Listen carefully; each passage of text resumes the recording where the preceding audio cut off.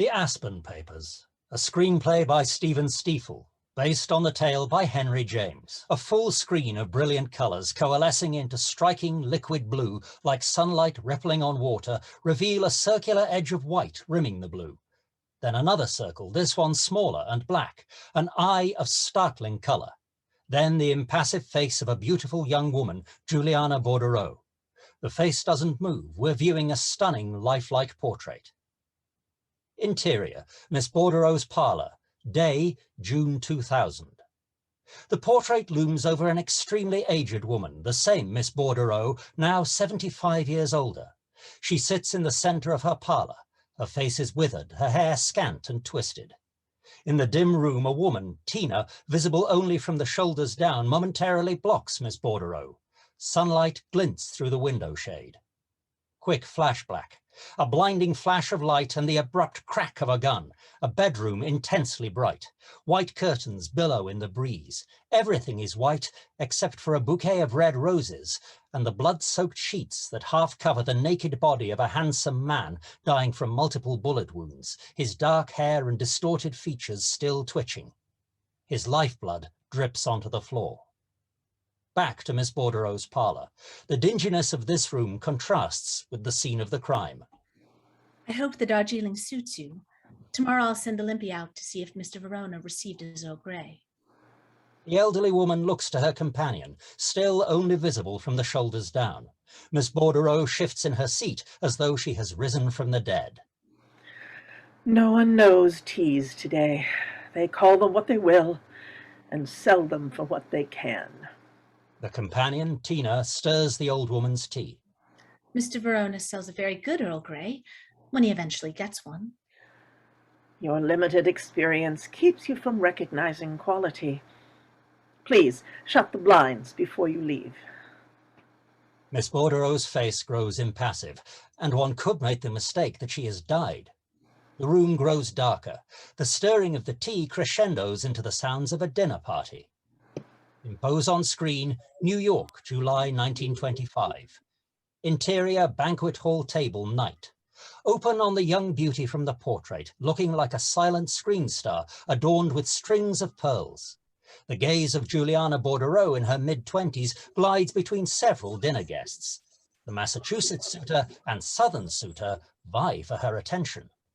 I insist upon the first dance. Miss Juliana promised it to me earlier. Didn't you, Miss Juliana? Juliana brushes her pearls across her lips and makes eye contact with a handsome stranger, Aspen, across the table. Which of us is it to be? You each make it so difficult to choose. Many feel a two-party system is terribly inadequate. Juliana's eyes pass Aspen's and settle on her attractive friend Daisy, older than Juliana. The two women exchange a knowing glance. Candlelight sets Juliana's eyes ablaze, the same eyes from the opening. Greater options don't necessarily lead to better choices. One should always leave an air of mystery about one's preferences. Juliana stands, whispering a private comment to Daisy, who stifles a laugh. Then Juliana looks at Aspen. I'm either under or overwhelmed. I'm not sure which. Both suitors leap to their feet. Juliana's eyes linger on Aspen before she turns and begins to walk toward the veranda. Gentlemen, allow a neutral bystander to resolve the issue. I'll interview the young woman and ascertain who has the rightful claim this evening. Aspen stands. He adjusts his cufflinks as the suitors sag into their seats. Exterior veranda. The veranda is beautifully lit and capacious. You're quite adept at steering a helpless woman through a pack of wolves so that you might have her to yourself. Our short history leads me to believe you're anything but helpless. I don't know what you might mean. I feel as though you've drawn me into the steel jaws of your trap. You have a flair for the dramatic. As I intend to call myself a playwright, I will take that as a compliment. Intend? After law school, I informed my father I wouldn't attempt the bar in order to pursue a writing career. I proved to be a great disappointment to him. You sacrificed all that hard work? You disapprove of writers? I question talent that seeks attention. Why waste time with idle plays when you can devote effort to great works? Others who came before me have led me to believe that the play is the thing. I would argue that poetry and prose are higher callings. Surely you must have a woman in your life to explain such simple things. I've yet to find a woman willing to tolerate my inclinations. A proper woman never tolerates. She guides and corrects. Where does a man come by such a woman? They are not nearly so rare as a sensible man. My name is Jeffrey Aspern. Mr. Aspern, I'm pleased to make your acquaintance. I'm Miss Juliana Borderer. Of course. You know of me? Your brother paints an extraordinary portrait of you. Your presence not only confirms but exceeds his talent. I recognize you foremost by your dazzling eyes. David's work reflects a heightened reality. His life view is somewhat more dour. David and I roomed together at Yale. He has generously offered to put me up in New York as I make my career transition. Perhaps he has mentioned you. He tells me I'm one of his favorite subjects. He has such a variety of friends who come and go, it's scarcely worth noting one before he is supplanted by the next. Despite David's volatility, we get along famously. Do you sit for him often? I did during my legal career. I enjoyed the work and his companionship. A waiter passes with a tray of champagne glasses. Aspen takes 2 and gives 1 to Juliana. I can only indulge you because you're a close friend of the family. Perhaps if I were to offer you another next Saturday night at the Savoy, you would accept it as a personal friend. I'm off to Europe the day after tomorrow. Then we'll drink to bon voyage for now. They touch glasses. From Aspen's point of view, we catch his reflection in Juliana's eyes, now revealed on a laptop, the screen frozen on Juliana's face. A man's fingers, James, punch at buttons. A portrait of Aspen loads, but just as quickly defaults to the image of Juliana. Insert on screen, New York to Venice, June 2000. Interior, airplane day. Physically, James, early 30s, bears many similarities to Aspen, but he lacks the rigid posture and tidy grooming. Yet there's something anachronistic about James. Perhaps it's his wire-rimmed glasses or stiff demeanor lodged into a coach seat. James struggles with his keyboard. John Cumnor, well scrubbed and about 25, looks over his shoulder, desperate to solve the problem. Finally, James notices the younger man. It's not mine. I mean, it's my department's. Try this. John reaches across James, and the file opens, revealing thumbnail portraits. Most are of Aspen, a few of Juliana. Some of the Aspen portraits display him in stages of undress. It's research. Sure. James tries to click to another screen, but only succeeds in pulling up a large, provocative portrait of Aspen. John takes a closer look at the screen. Man, is that a picture of you? No, it's a dead writer. I write about him. Everyone's got their kink. I like big girls. Hot chicks won't do what you want. James struggles to close the image. Finally, a bibliography springs up, covering Aspen's nude portrait. There, that's what I was after. John hands James his business card, cell phone number circled. In case you need IT support in Venice. Interior, airport. Preston, early 30s, holds up a sign that reads, Jeffrey Aspen. Preston's physicality and British manners bear a similarity to Juliana's jazz-age polish. What's this? I wasn't sure you'd recognize me. It's only been 2 months. James and Preston kiss. I have a new hairstyle. I'd recognize your scent anywhere. That's a good thing? That's a good thing. After James and Preston share a moment of airport passion, John Cumnor asks a halting question of a hefty Italian woman close to his age. After a pause, she understands his look and gushes a torrent of Italian. Preston and James move through the airport. The crowd flows around them. My committee rejected my dissertation. Why? They felt I hadn't offered anything new on Aspern. They recommended I delve more deeply into his archives while I was here with you. I'm so sorry to hear that, but maybe I can help solve your problem in this publish or perish world. How could you do that? I've learned that Miss Juliana Bordereau is alive and well living in Venice. I must see her immediately. Oh, no, my dear one. You shan't have the keys to the castle until after you've made proper love to me. Preston puts her free arm through James's. At the baggage claim, James pulls his dilapidated bags off the carousel. Pascal helped me find the perfect digs, a grungy little flat on a canal. One must gondola to get anywhere. That's very sweet. But can't you tell me more about Juliana Bordereau? Not until you've paid the price of entry. If she's approached you, then other academics must be circling above her like vultures. I must have first access. I have preserved that honor for you, but I must have my womanly wiles. Exterior, streets of Venice, late afternoon that day. Preston and James climb out of their cab. Stone steps lead down to a landing lapped by water. What's that smell? Venice.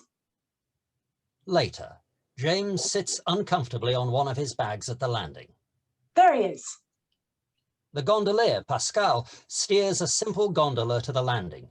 He's dressed in gondolier attire, a white shirt and dark pants, face obscured by his large gondolier's hat. That guy's more than an hour late. Punctual by Venice standards. Pascal grabs the largest bag, setting it effortlessly in the center of the gondola. James gets in with his small bag, setting the boat rocking. Preston climbs in easily as James squats gracelessly onto a seat. Please take us to number 32 tributary. Pascal steers into the canal. The setting sun ripples off calm water. James shakes his sweaty, clinging shirt. I hope it gets cooler at night. Don't you think it's romantic? Right down to the swarthy stereotypes. These people will prostitute themselves for any tourist. Preston and Pascal exchange a glance. James, I'd like you to meet my dear friend, Pascal. Pascal turns to James, removing his hat. The evening sunlight illuminates his dark features. Pascal's unrestrained dark hair glows in the angled light. I only meant... Pascal docks the gondola. Welcome to my city, James. I hope Venice gives you everything that you desire. Interior, Preston's flat, bedroom that night. Golden light from the wall sconces illuminates James and Preston's flesh as they make love. Moonlight bounces off the water, casting ripples onto the wall. Afterwards, James and Preston lie next to each other. James runs his hand over the unusual reflection on the wall. I can smell the canal. I made an ass of myself. I thought you'd like this flat. It was built in the 1880s. James looks at the high arches and ornate moldings.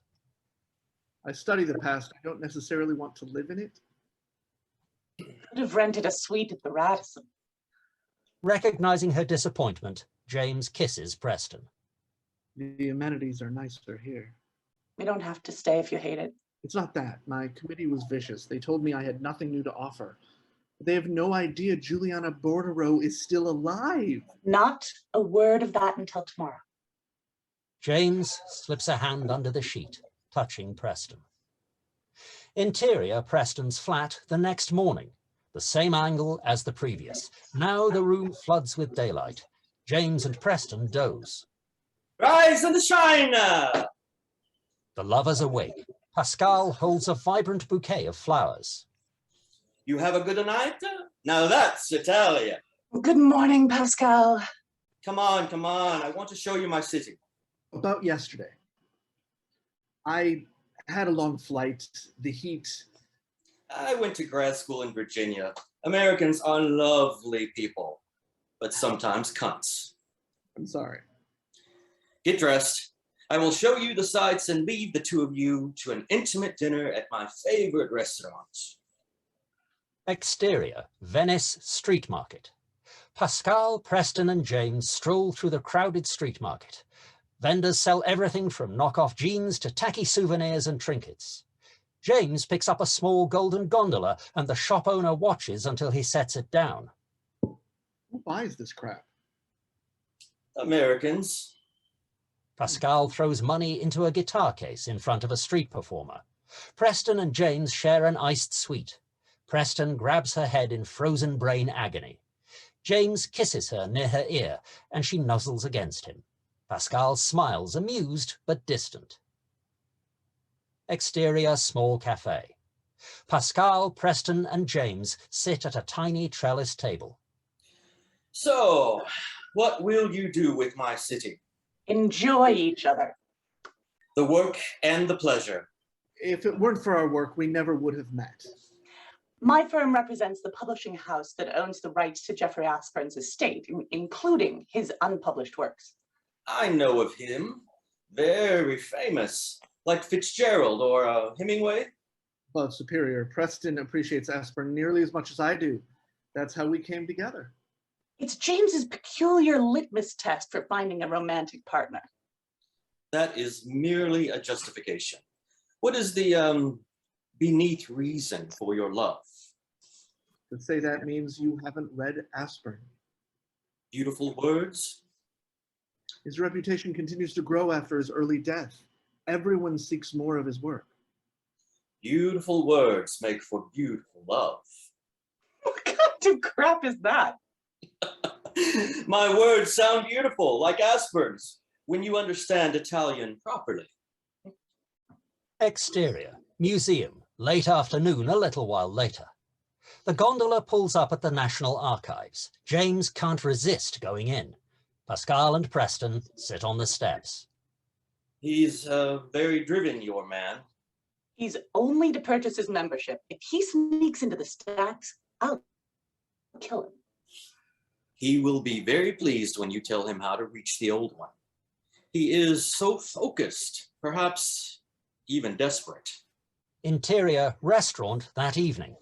Candlelight illuminates James and Preston. The tables of other patrons heap with robust plates of pasta and meat. Sweet of Pascal to show us around Venice. He seemed eager for us to be alone.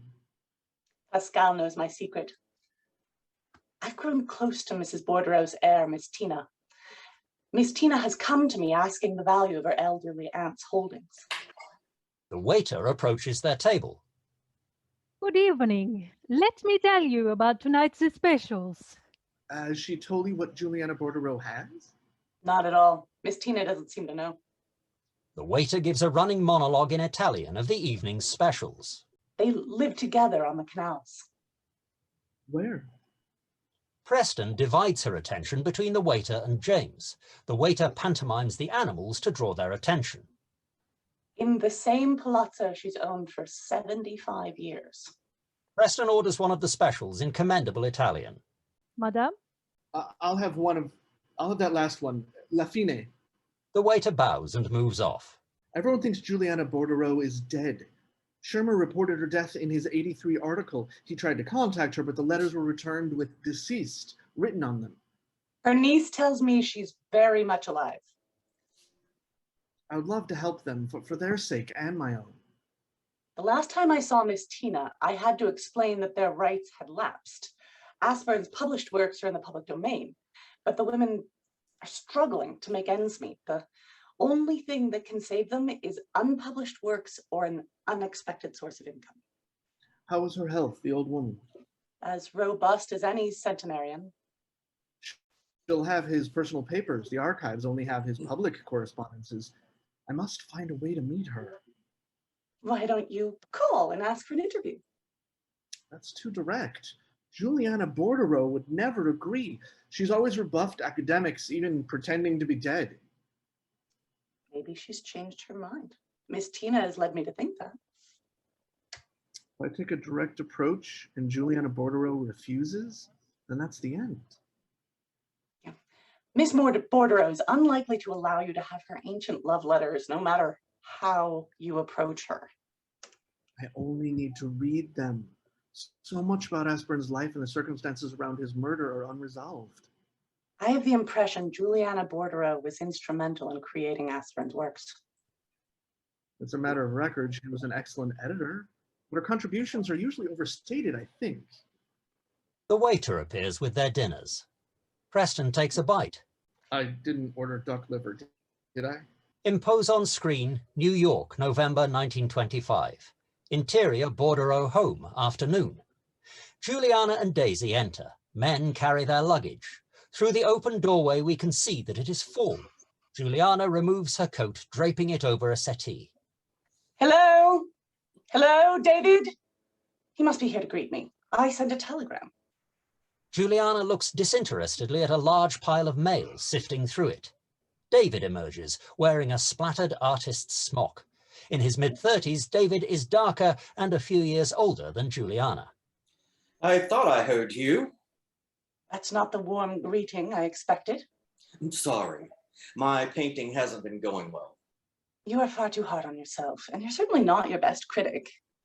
Aspen emerges from the studio, buttoning his shirt. Why, Mr. Aspern, what a pleasant surprise. You remember my dearest friend, Daisy? Of course. David gives each of the women a curt kiss. Well, that will put an end to our session for the day.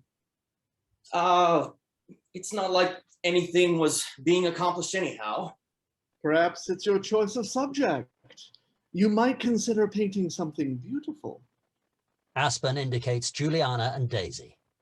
I've given up. I can't even do justice to their eyes. And I no longer have the patience to spend time with a foul-tempered artist. So have the two of you been rattling around alone in this big house since we left? I have tried to interest Jeffrey in the social scene of New York. Instead, he spends every evening hunched over his writing desk. In my brief acquaintance with Mr. Aspern, I was led to believe he would thrive upon the shimmering nightlife in New York. It appears my friend chooses not to appear socially until he is known commodity. That's not entirely accurate. Since a chance encounter with a headstrong woman, I have found my literary career turned upside down. It seems I'm to be a novelist despite my more superficial inclinations. I would enjoy hearing more about your work. David huffs, heading back to his studio. Perhaps after dinner. Interior dining room. Plates have been cleared and the company is relaxed, David aside. Juliana enjoys coffee. The others drink harder stuff. Daisy may have you believe that, but it was she who had difficulty fending off Italian beaux. Oh, please, no. One evening, I returned to our quarters to find Daisy missing. I searched throughout our rooms. Then I heard a timid sound. Is that you, Juliana? At first I thought it was to be otherworldly emanations. Then I realized the source was the steamer trunk. I stepped into it to avoid a corpulent and randy pursuer who couldn't be made to understand my disinterest, perhaps revulsion. Daisy was sealed in the trunk. Juliana reaches out and squeezes Daisy's hand. Imagine that. He sealed the clasp. I'm certain he knew I was inside. At least her chastity was preserved. I'm certain Mother, were she still with us, would not approve of your unchaperoned travels. Daisy and I are each other's chaperones. Respectable young women do not gallivant about the Italian social world unattended. Gallivant. Such an interesting word choice, don't you think, Mr. Aspern? How so? On its surface, it carries such a gay and frivolous quality, yet it is used almost exclusively to imply disapproval. I had never thought of it that way. Word selection is always critical. It is, indeed. Do tell us about your work. David has heard me discuss it so many times. Oh, don't stop on my account. David lights a petulant cigarette. My story, really an extended anecdote, is appropriate to your tale of the sealed trunk. It's a sentimental tale of a naive American girl traveling in Europe. Annie meets a captivating Italian suitor who falls in love with her despite her breaches of continental etiquette. He woos her while showing her the grandeur of Europe, ultimately restoring her reputation. It's the fine stuff of literature. Only Only? You have misgiving? Not misgivings, only... What are your themes? I'm a storyteller, not a moralist. One needn't be a moralist to be a storyteller, but one must have thematic heft. Otherwise, the tale is all polish and surface. What do you mean? Your story contains the essence of tragedy, but you veer to it. Consider the suitor. Isn't it more robust if he too is American, but he has learned the ways of the continent? It points more strongly to Annie's foibles. I dislike her name. Perhaps something more frothy and feminine? Exactly, such as Daisy.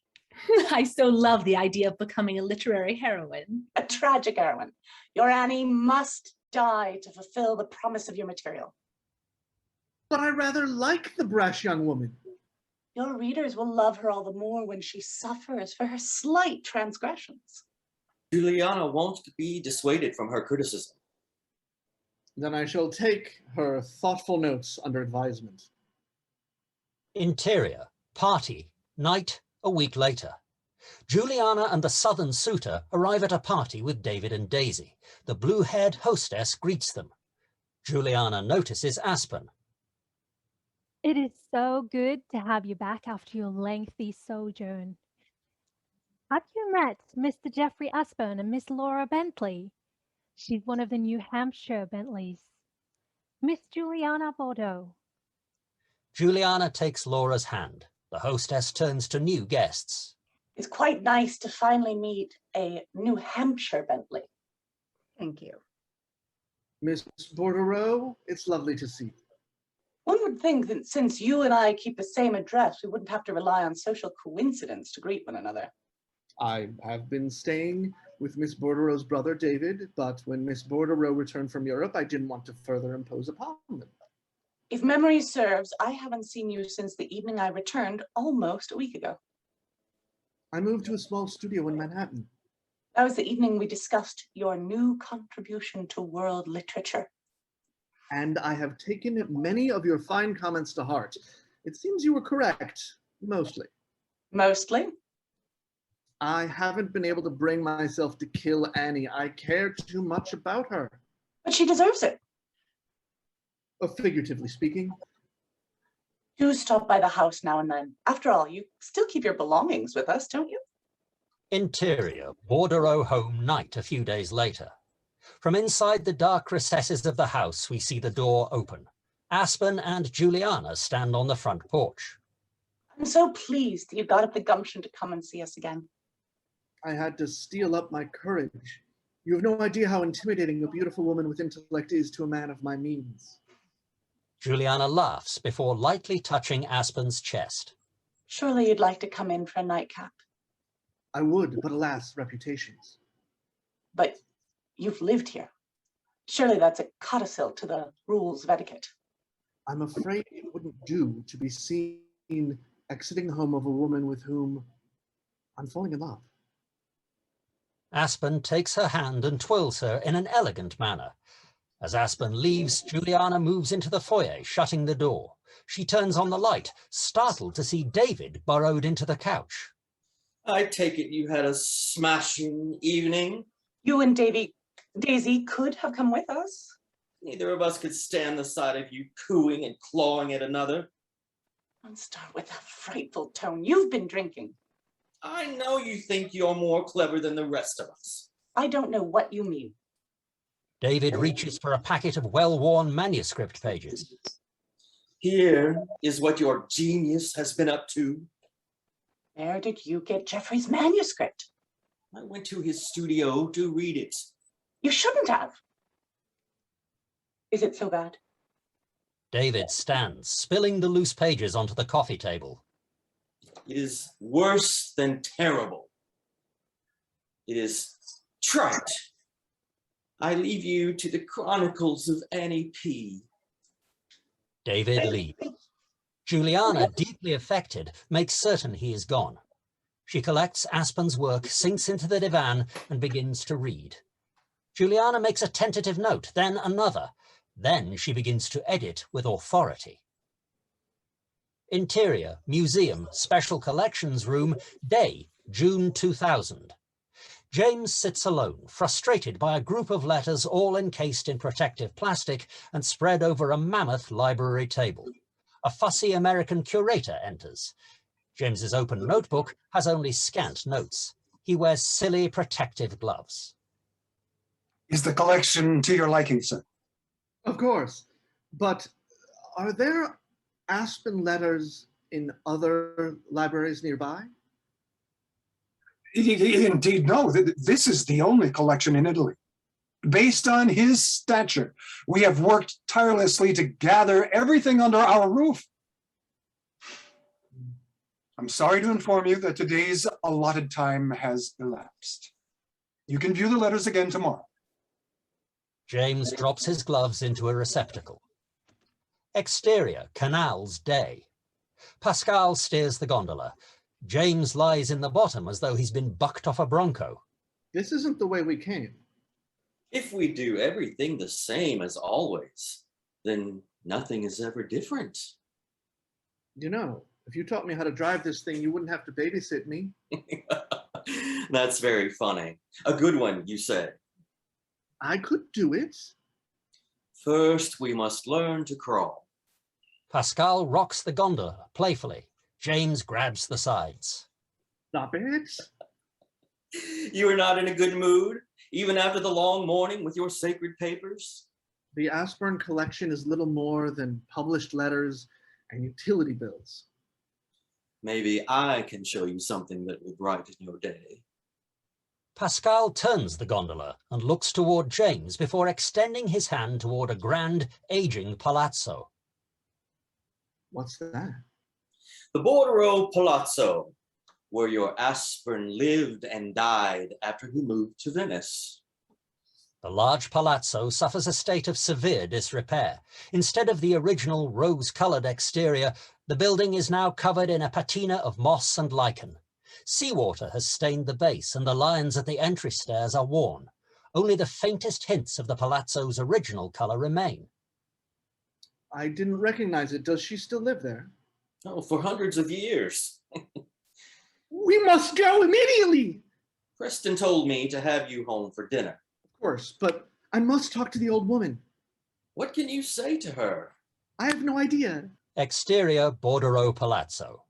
James stands in front of the massive doors. He pulls the rusty bell wire, jumping as an ominous gong emanates within. James waits, then turns to Pascal, who lounges in his gondola. If anyone's home, they had to hear that. The shutters of an upstairs window finally open. Olympia, a large woman about 25, looks down on James. She speaks with a Cockney accent. Hello. Why, yes. Hello. Is the mistress of the household in? Are you expected? I'm a traveling American. Could she see me for a moment? Olympia casts a glance out at Pascal, who touches his hat to her. Olympia huffs. She begins to open the door from the creaking pulleys upstairs, but thinks better of it. Wait where you stand. A moment later, Olympia opens the front door, her glance traveling to Pascal. My apologies if my visit seems unorthodox. I'll check with the younger miss, and I'll bring you an ice as you wait.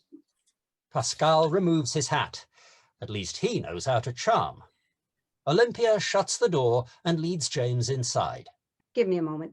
Olympia indicates that James should wait, but he pretends not to notice her gesture, following her up the stairs. James sees that the sala overlooks a large enclosed garden. Most of the windows are shuttered, allowing in a little light. Please remain here. Olympia glances back at James before disappearing into the recesses of the structure. James looks at the gloomy grandeur of the Bordereau Palazzo, the architectural doors and dirty escutcheons. Discolored canvases in worn frames hang on the walls. Cavernous interior dwarfs James. The only light, a stream from the garden, illuminates dust in the air. James peers down at the barren flower bed. I must have a garden. I must have a garden in which to work. Tina appears without a sound. James starts, unsure if she has overheard him.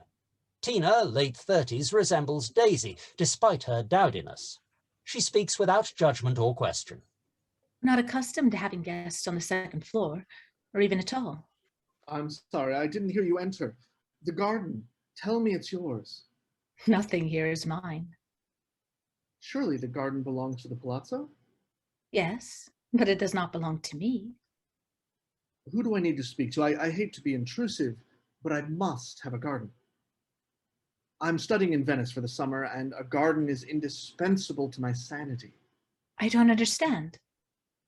James opens a set of shutters that look down onto the garden. A small cloud of dust rises.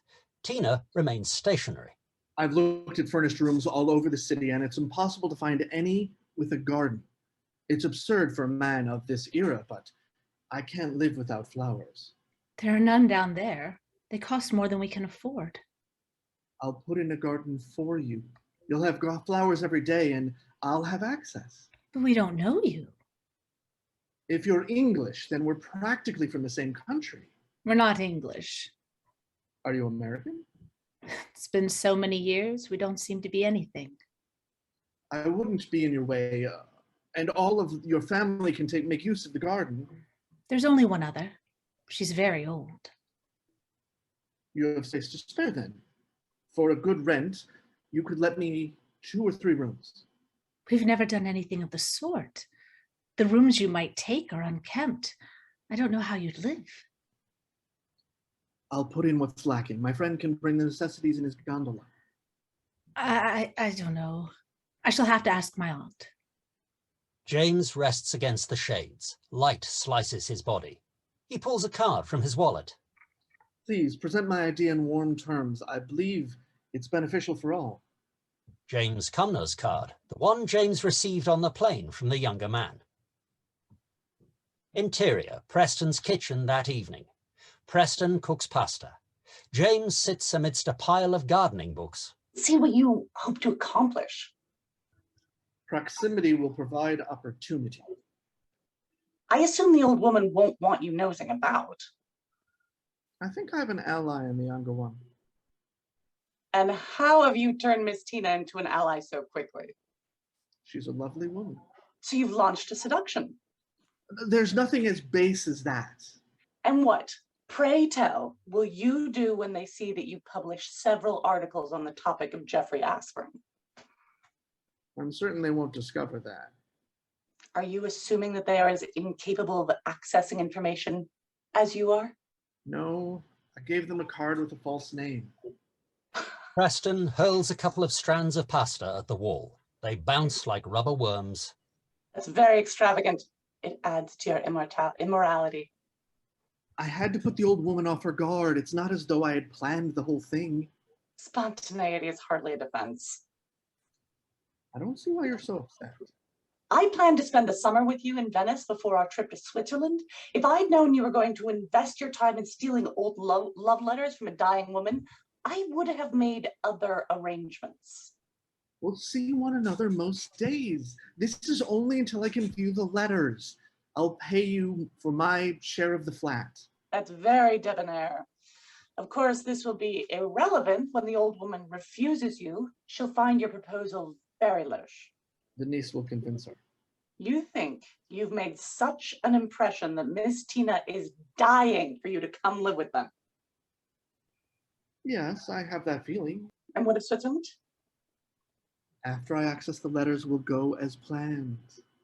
Preston takes a good bit of pasta and hurls it at the wall across the room, barely missing Pascal as he enters. This time, the pasta sticks. Dinner's ready. Interior, Preston's flat after dinner. James reads one of his gardening books while Preston clears the table. Pascal picks up one of James's books. I didn't know you were interested in gardening. We find some common ground. Do you know much about growing flowers? My grandmama owned a flower shop, but that's more like killing them and selling them before anyone notices. Do you know how to plant the flower garden?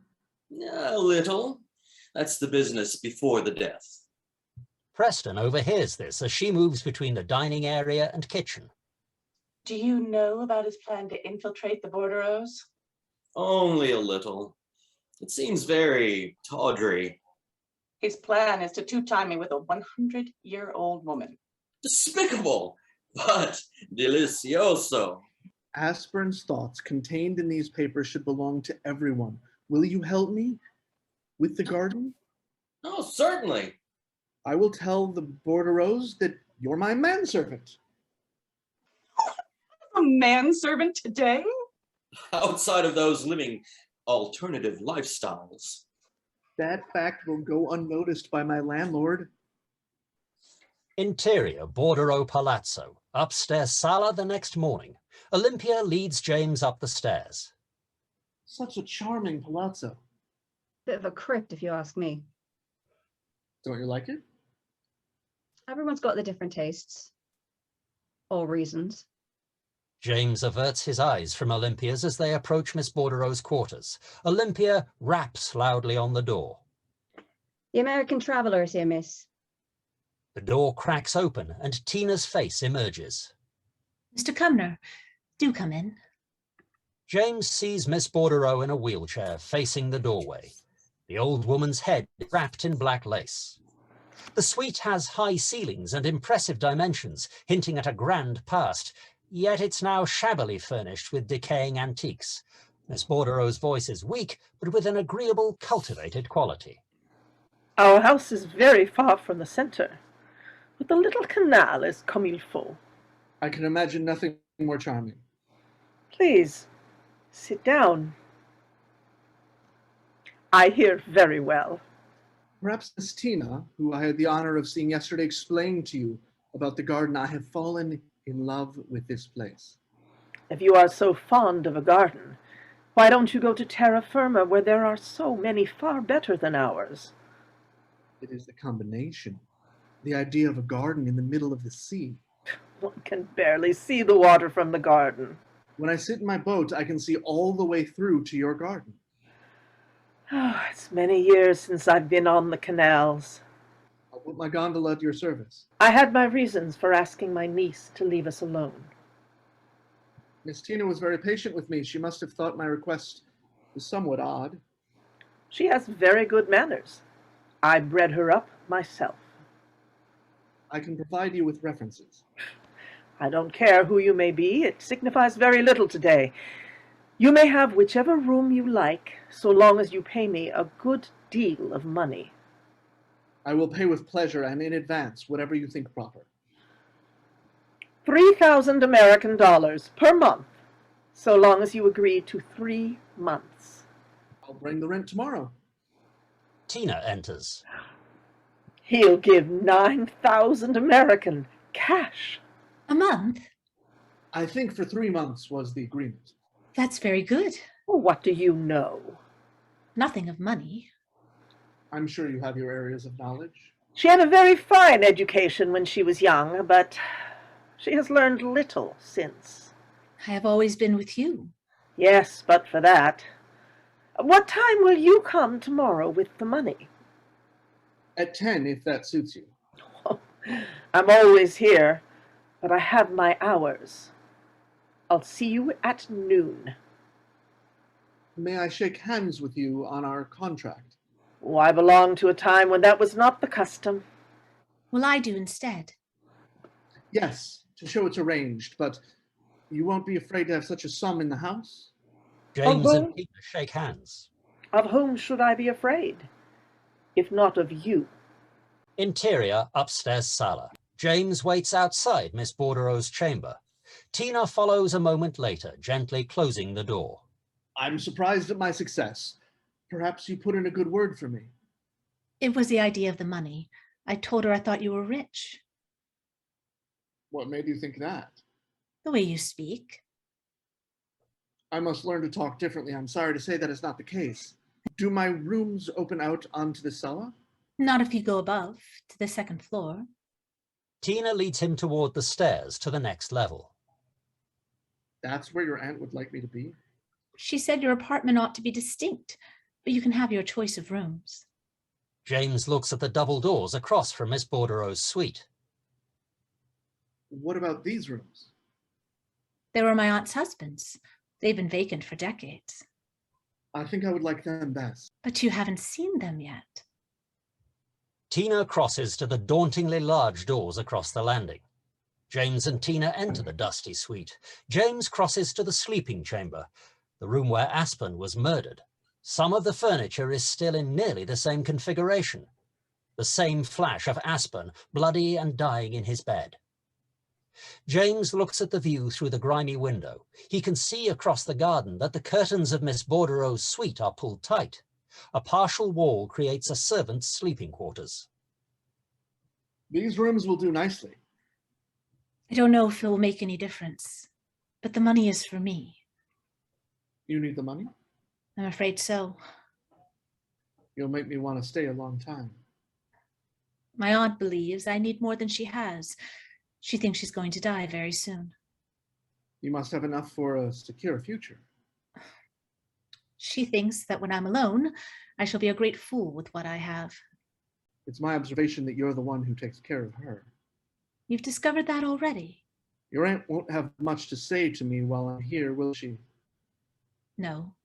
We're terribly quiet. We have no life. Maybe I can help change that. I'm very used to it. There's no reason for you to hide from me. I must stay with my aunt. Most of the time. Tina leaves James alone in Aspen's shabbily furnished suite. James makes his way downstairs. No one is around. He crosses to the garden doors. He opens them, letting in bright light. In the garden, James steps into the flower bed to get a better view of Miss Bordereau's windows above. Interior Miss Bordereau's parlour. Juliana has not moved since we last saw her. Tina re-enters her quarters.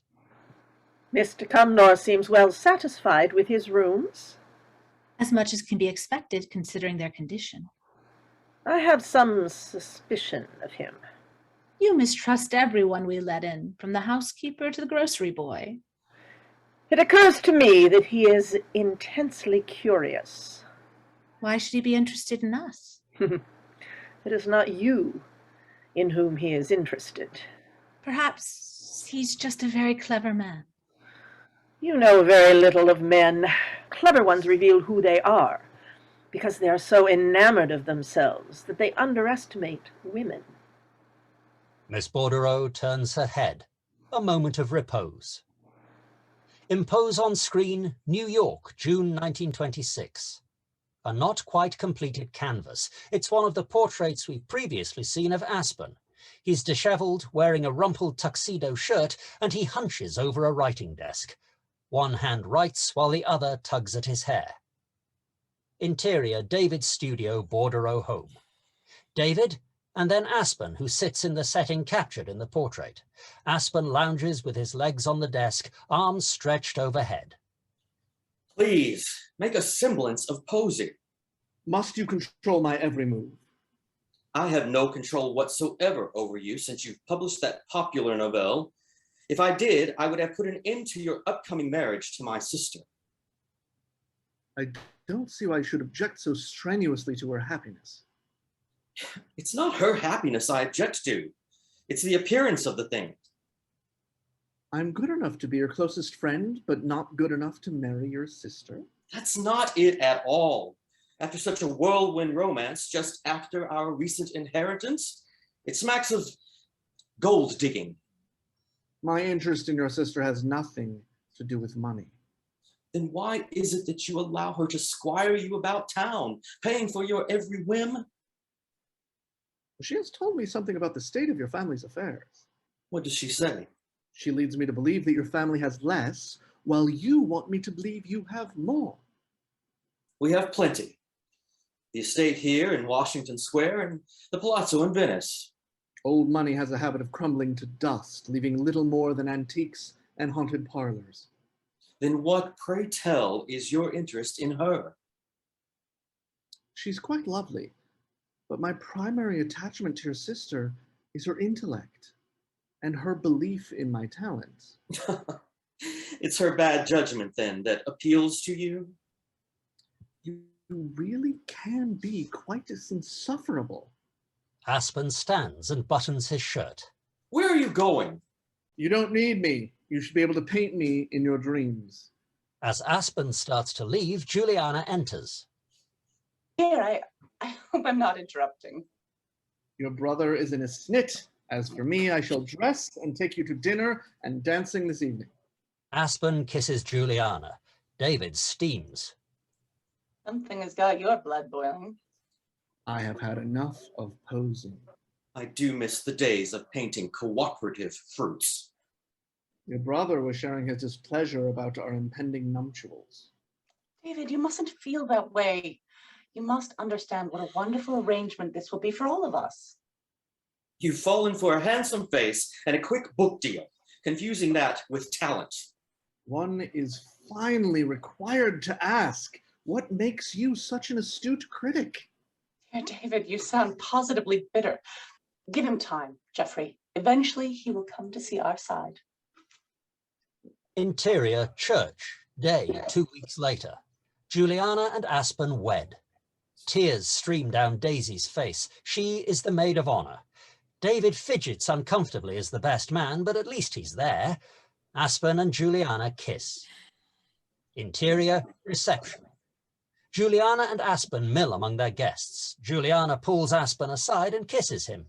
Why, Mrs. Aspern, you are trying to take advantage of me. I am a married man. I did want to get you alone. I've never been so alone as I am right now. I'm concerned about David. David is fine. He's just a miserable sot. I worry about his mood. Will he be this way the entire time we're on our honeymoon? I suppose he will. Can you think of anything we can do to relieve his loneliness while we're away? Nothing short of taking him with us. Oh, a wonderful idea. Only he's so proud. He'll think we're doing it out of pity. Surely he can be convinced. If we were to include others, such as Daisy, it wouldn't appear to be so singular an invitation. You're as thoughtful as you are beautiful. Aspen starts to kiss her, but Juliana breaks it off. Let's go ask them both right away. Exterior, Bordereau Palazzo, day, June 2000. James and Pascal dock the gondola laden with inexpensive furniture. The boat is hopelessly small for the task. Olympia opens the front door. If it ain't the gentleman from America and his charming Italian mate. Could you give us a hand? James struggles as he attempts to unload a chair enmeshed in the Gordian knot of furniture. Olympia comes to the landing. We can manage. But I don't believe we have need of any such furniture. It's for the rooms we've let. You're to live here. No one told me. I'd have scoured the place. Olympia's eyes trace Pascal as she moves towards the men. We don't want to put you to any trouble. Well, this turn of events is so unusual. Interior, James's suite that night. James and Pascal lie on their respective beds. The partial wall allows them to speak easily. They have organized their accommodations. The rooms are, at least, beautifully lit. Nothing is ever so beautiful as moonlight in Venice. Preston said the same thing my first night here. Did you ever imagine growing up in America that you would one day come to live in an Italian palace? The palaces of my dreams were always better kept. It's a palace nonetheless. Now that we are ensconced, do you have a plan? No. You don't want, as Preston suggests, to burst in on the old woman, tie her to the railroad tracks, and ransack her apartment? Somehow I need to make her a confidant. How will you do that? I'm not certain, but tomorrow we start with the garden. James, naked, covered to the waist, stretches on his bed. Exterior, Palazzo garden the next day. James places potted flowers near the soil that Pascal has just tilled. Only a little more balance, color and texture. Pascal moves a couple plants. James notices Olympia in an upstairs window, hiding in the shears. Olympia begins to step back, but then realizes James has seen her. That's hard work. It will be well worth it when we're finished. Very beautiful. I'll bring down a nice drink. And one for you as well, sir. Olympia ducks out of view. You have a fan, my friend. Often we have fans, but sometimes we don't recognize them. Pascal holds James's gaze before thrusting his shovel into the earth. Interior Preston's flat that night. Preston and James finish a round of passion. Preston lies beside James, far enough away so that she's not touching him. Thanks for coming over to shag me. James leans over to kiss her. Preston moves away. You've done your duty. You can go. I arranged to be away from the palazzo for 2 days. Yet I have no further need of you. Now. My adventure will end soon, and we'll spend the rest of the summer together. We'll go to Switzerland as planned. Do you promise? Yes, just as soon as I access Aspern's letters. Why can't you just snatch them and be done? It wouldn't be right. But moving in under a false name so as to dupe them away from a dying woman is acceptable? That's not at all what this is about. I'd like to hear you explain it. Fine. I'm working with the interest of posterity to preserve cultural artifacts. As you well know, Aspern is one of the most important writers of the 20th century. Yourself sound quite noble, as though you're smuggling masterpieces out from under the noses of the Nazis. Never mind that it's in your own interest. I only need a couple more weeks. I asked Pascal what's going on there. What did he say? Not much. He's developed an odd allegiance to you. I had to remind him that he's to be my friend first. Pascal has been very useful. Please tell him that. Like the rest of us, he'll be pleased to learn he's useful. Preston rolls away from James. Exterior Palazzo Garden, day, July 2000. Montage. James sits in the garden. Flowers bloom and grow. James shifts positions and clothing as he reads, writes, and bides time. Pascal weeds the garden, tending the flowers. Throughout, James looks to the upper windows. Finally, James cuts flowers and Olympia helps arrange them.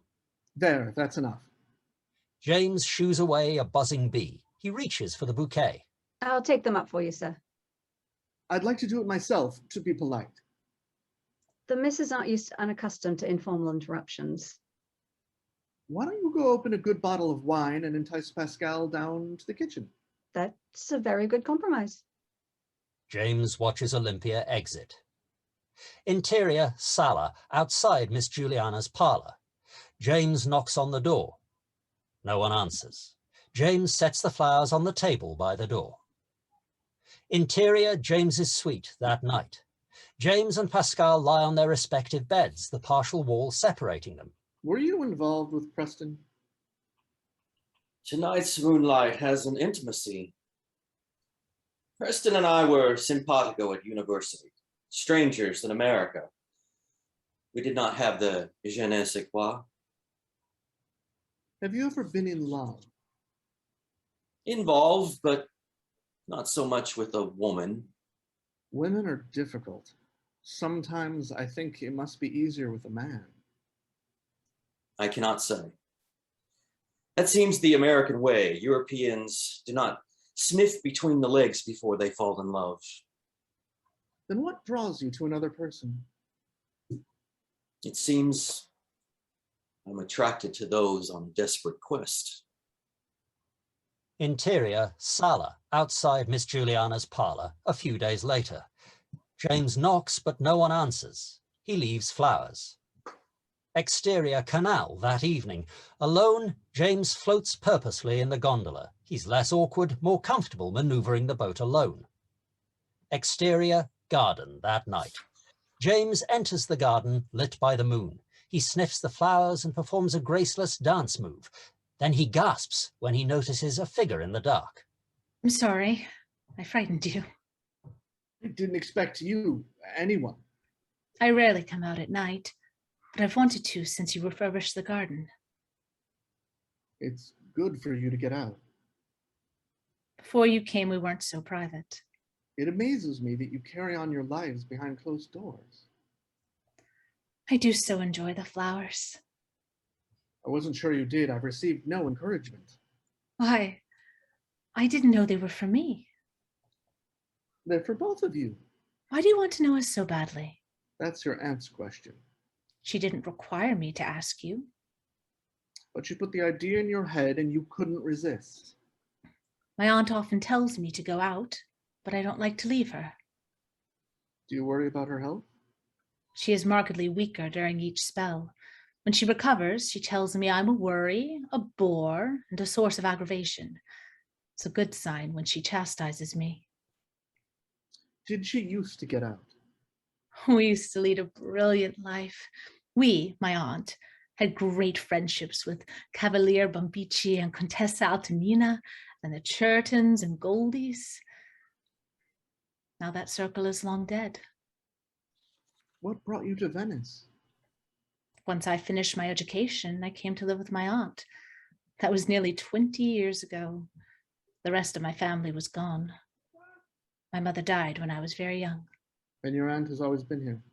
Always. She came here after her marriage and never left. Her husband was a great writer. James stiffens, trying to modulate his voice. That time in your aunt's life must have been fantastic. Can you tell me about it? I don't know. I no longer remember what I know to be true or what I've made up. Tell me what you can. About what? Your aunt's husband, the great writer. Why, you haven't even asked me his name. Impose on screen, Vevey, Switzerland, August 1926. Exterior terrace morning. David and Aspen sip coffee. Morning sunlight brightens the greens of the valleys.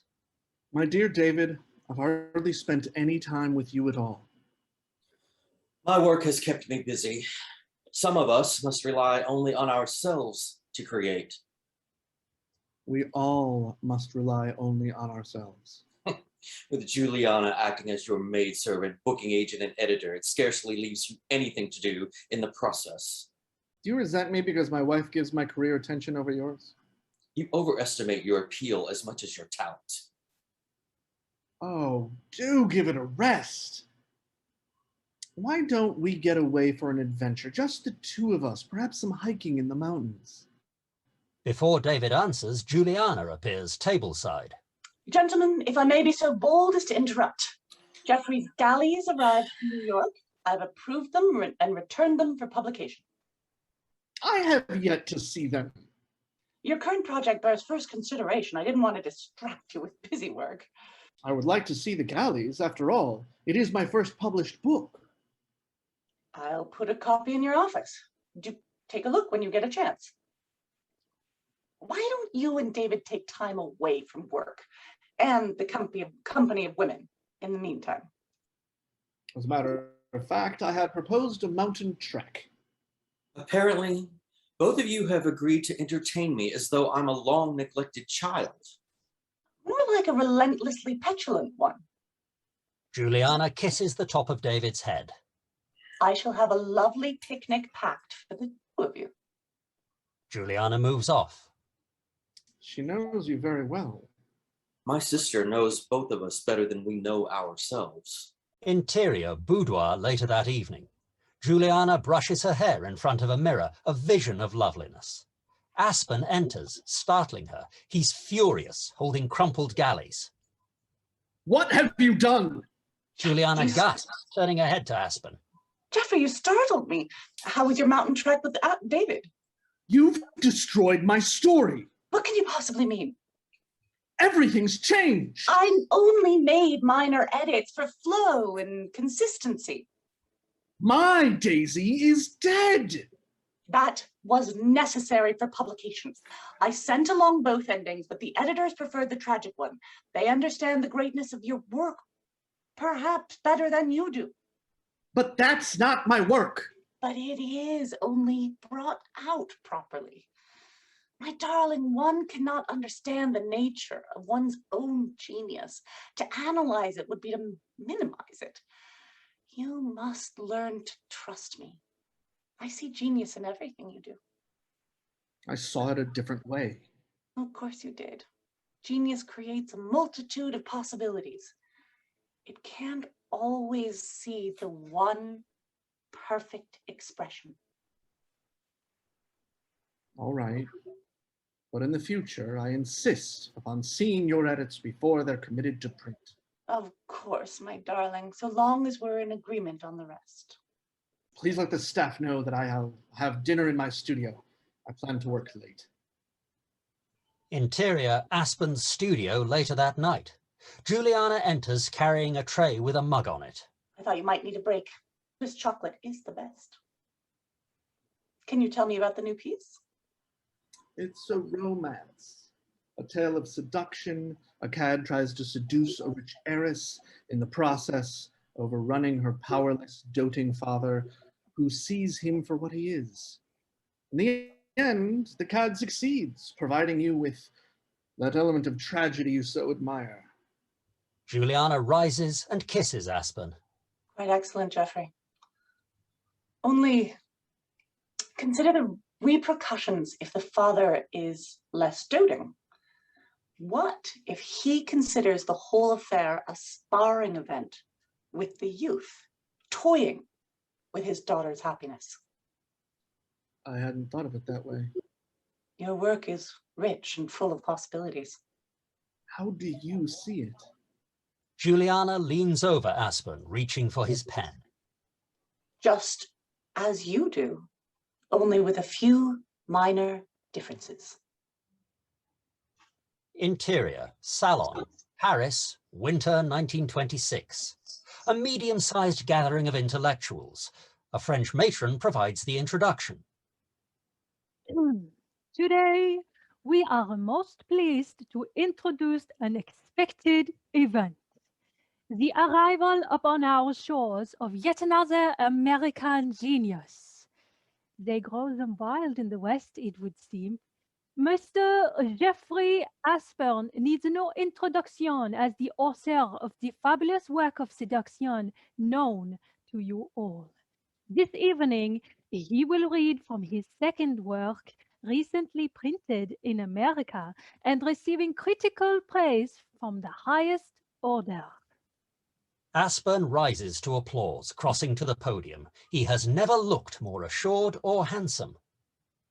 I'm delighted to share my new novel with you.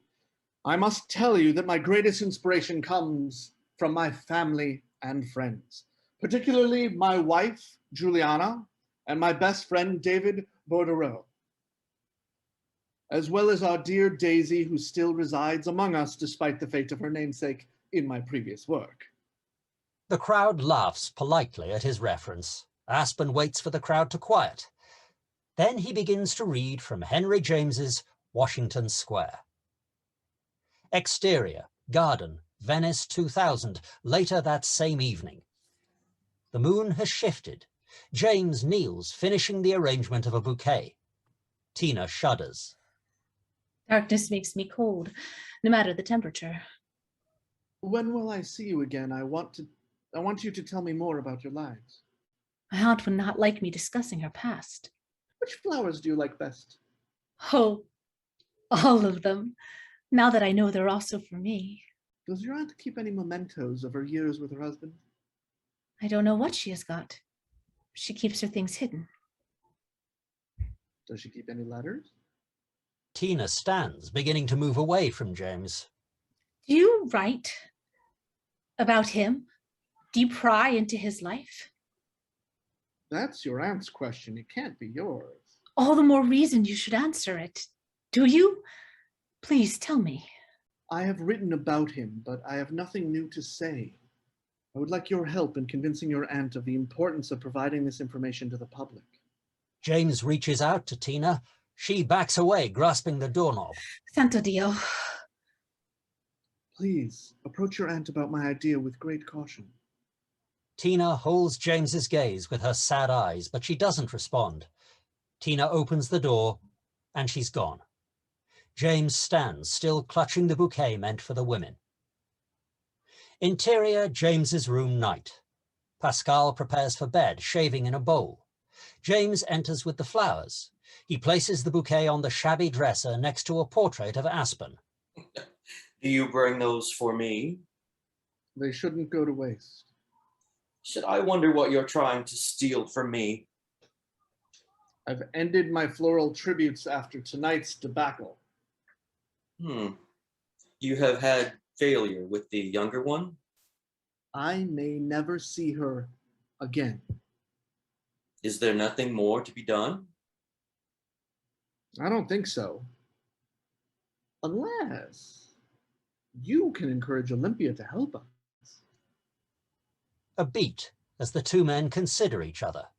Pascal resumes shaving. He watches James in the mirror. Exterior garden, morning, a week later. The archaic doorbell sounds. James in the garden brushes off dirt. He approaches the window looking into the foyer, where Olympia opens the door revealing Preston. James rushes into the foyer as Olympia goes up the steps. What are you doing here? Come to say goodbye. You'll reveal me. To Miss Tina. Where are you going? Switzerland. Remember? I thought we were going to go together. So did I. The train leaves in 2 hours. I'm sorry, you didn't remind me. I haven't had access to you all week. I can't go now. So, I will go alone.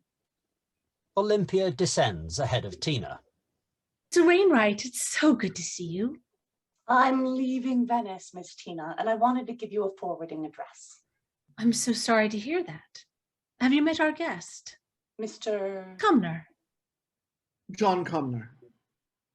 James extends his hand. Preston overlooks it.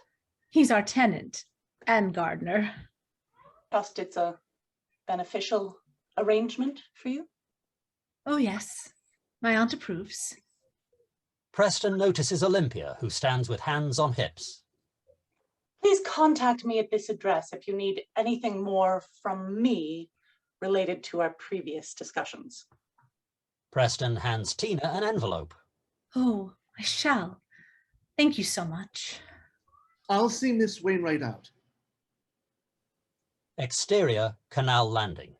James and Preston stand together. Olympia watches from upstairs. You shouldn't have done that. I wanted you to know I was leaving. Can't you wait for me? If you haven't been able to accomplish your mission by now, what makes you think you'll be successful anytime soon? Once the right circumstance presents itself. Have you considered that the old woman might be more clever than you?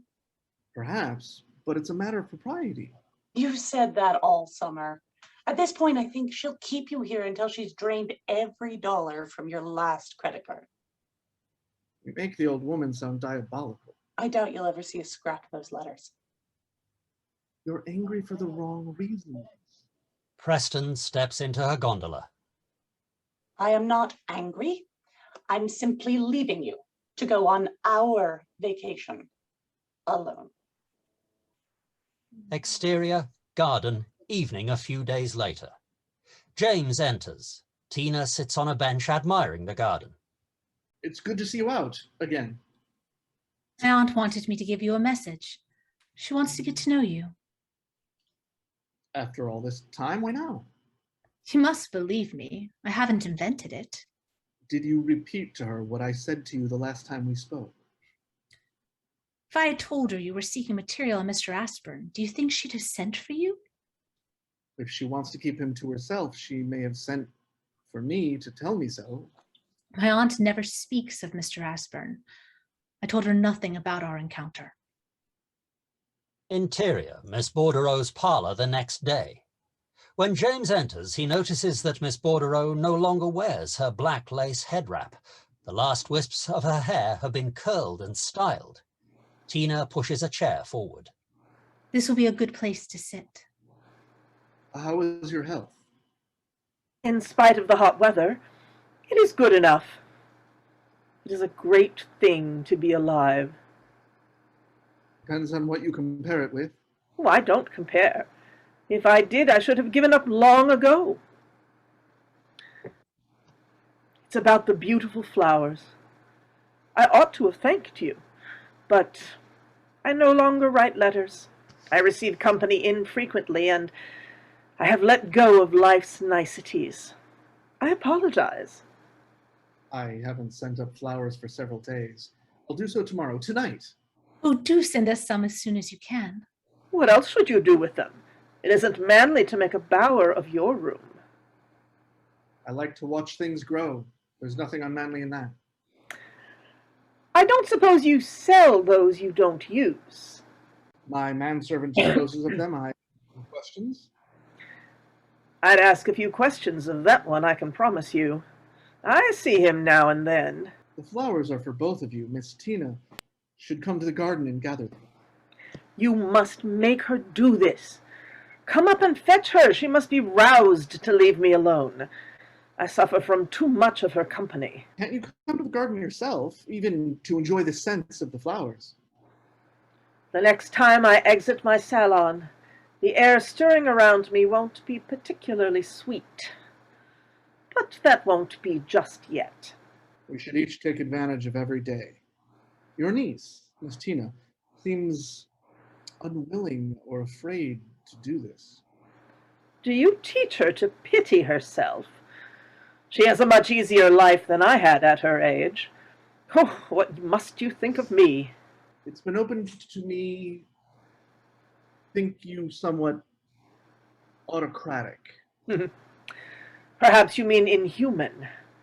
That's what the great writers called women in my day. You make that town sound very bleak. No, I long for it. Today there is no excellence in the world. You make me talk too much. It isn't good for me. James stands apologetically, as if to go. You offered us the use of your gondola. Why don't you take my niece out and show her the city? Oh, I know all about Venice. Then go with him and explain. At your age, and I don't mean because you're young, you ought to take the chances that come.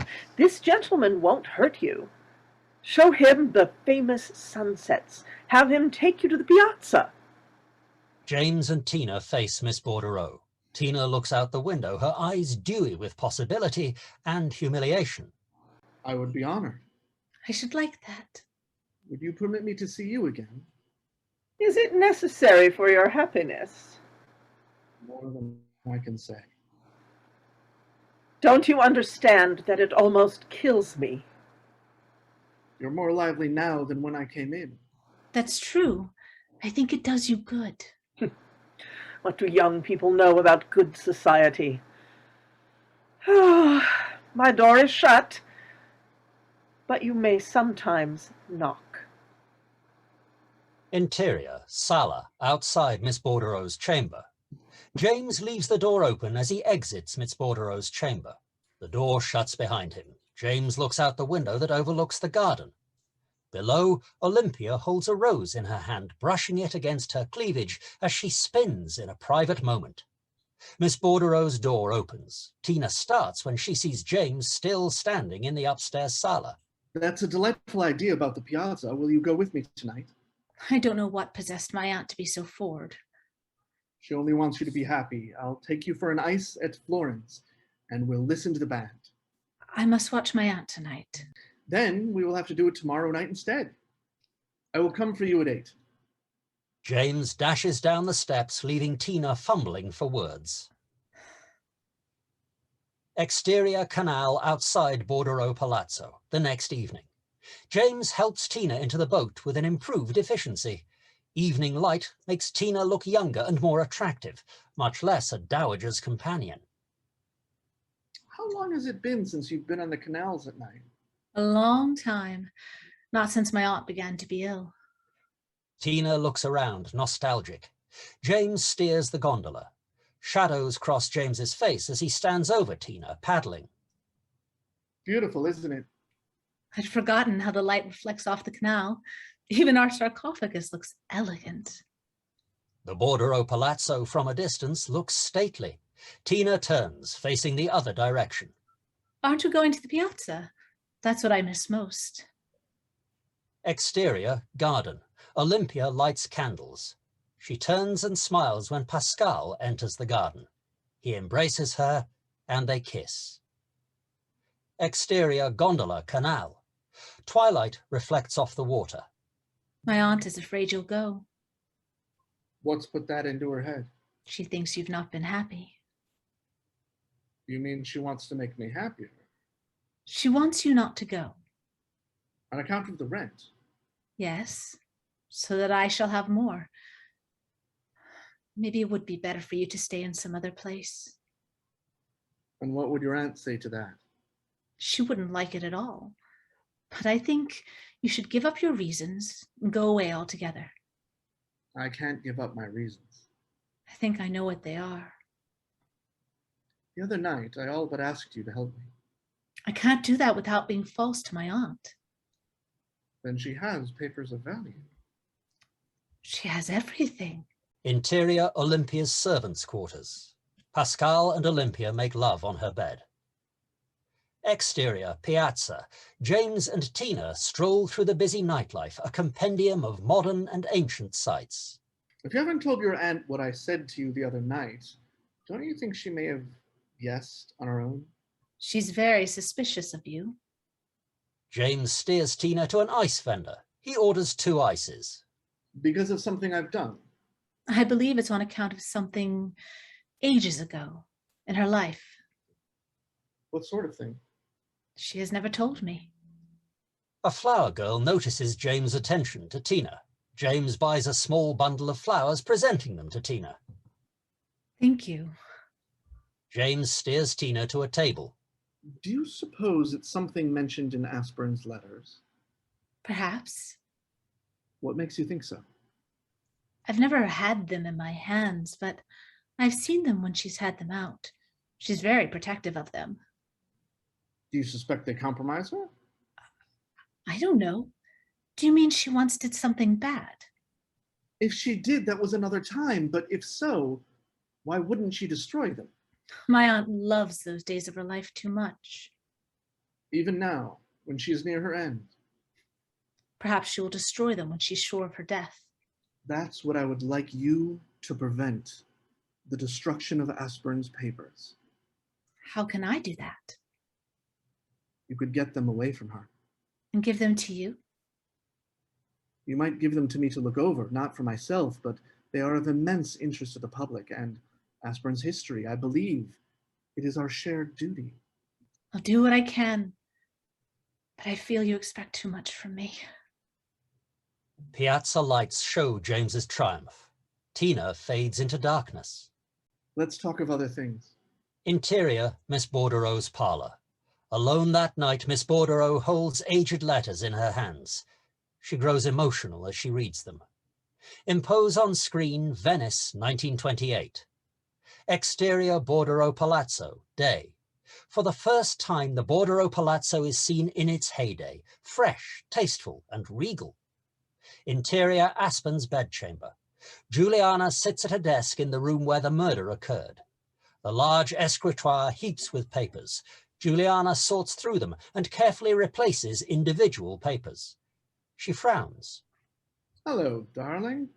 Have you taken to destroying my work before I've yet to complete a draft? Isn't it early for cocktails? I find I do my most intoxicating work this way. When you write while drunk, your prose is insipid. It never ends up that way in print. All the critics are in accord on that account. I have grown famous on heavy-handed editing. We are a team. Ours is a collaboration for which I receive none of the credit. The least you can do is participate. I have decided to take a respite from collaboration. Are you referring to this? Scribbled notes in dramatic form? I am writing a play. I loathe that term. You must accustom yourself to it, as I have been playfully playing with a play to be played by players. I'll have no part of your drama. You don't choose to play? That's precisely the point. You'll not succeed without me. Then all the critical response will be on me. I won't have it in my house. It's our home.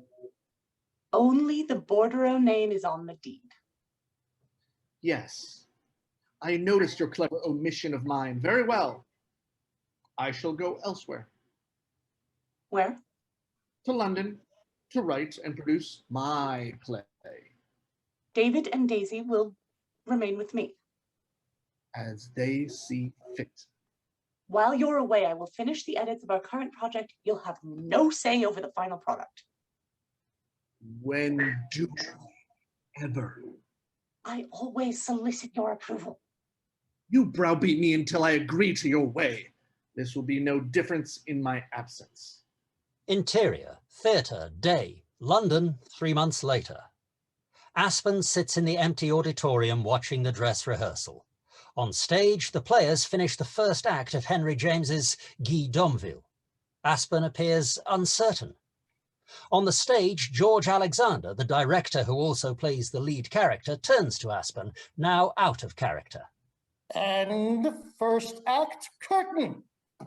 Excellent, everyone. Author? Won't the costumes seem too elaborate when they're all on stage at once? Slavishly accurate to the period of your setting. You must trust me. Aspen ponders this. Interior, theatre, foyer, opening night. Aspen and David wait for the crowd to enter. I should never have agreed to sit in the auditorium. The audience will appreciate your work. It is an entertainment. Interior theatre bar a few minutes later. Ushers allow the crowd to enter. Aspen's publisher approaches. Quite an achievement, your Guy d'Homeville. Thank you. The publisher, unaware of David, begins to steer Aspen away. We'll have to speak about publication rights. I'd like you to meet a member of your audience before the play begins. F. Scott Fitzgerald. It's time that our two young geniuses meet. Aspen reaches to shake the hand of Fitzgerald, but stops as he notices the other writer holds a drink in each. Honored. We've never had the pleasure. I keep myself marooned in Venice. So good to finally make your acquaintance. Zelda is sorry she couldn't make the show. How is your lovely wife?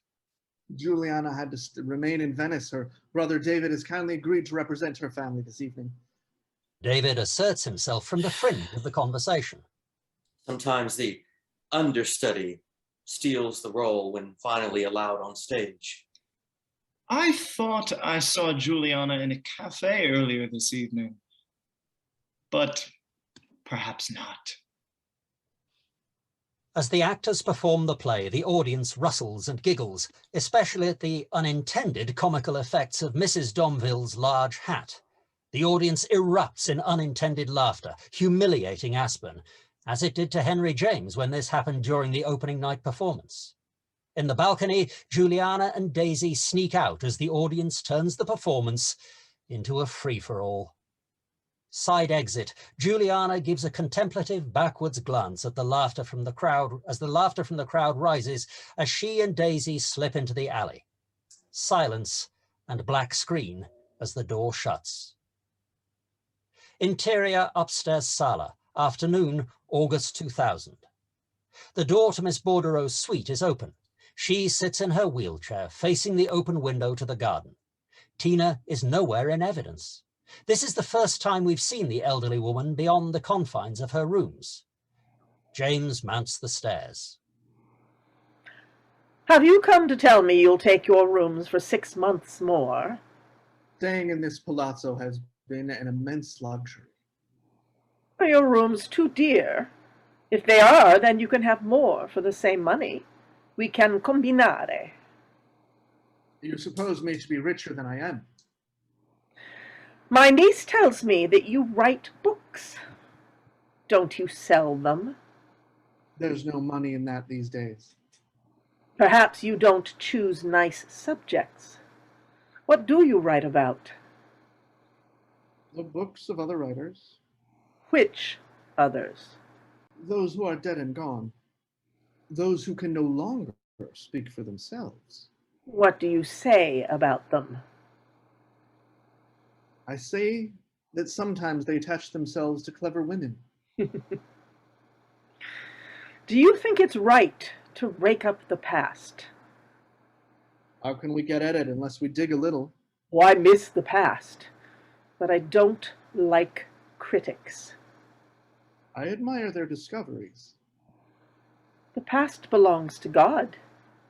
Better for man to leave it alone. My house is very fine. I made them bring me out here so I could judge what I'm letting you have. The sala is very grand. I don't believe you've lived in such a place before. I can't often afford to. How much will you give me for 6 months more? Why should I remain so long?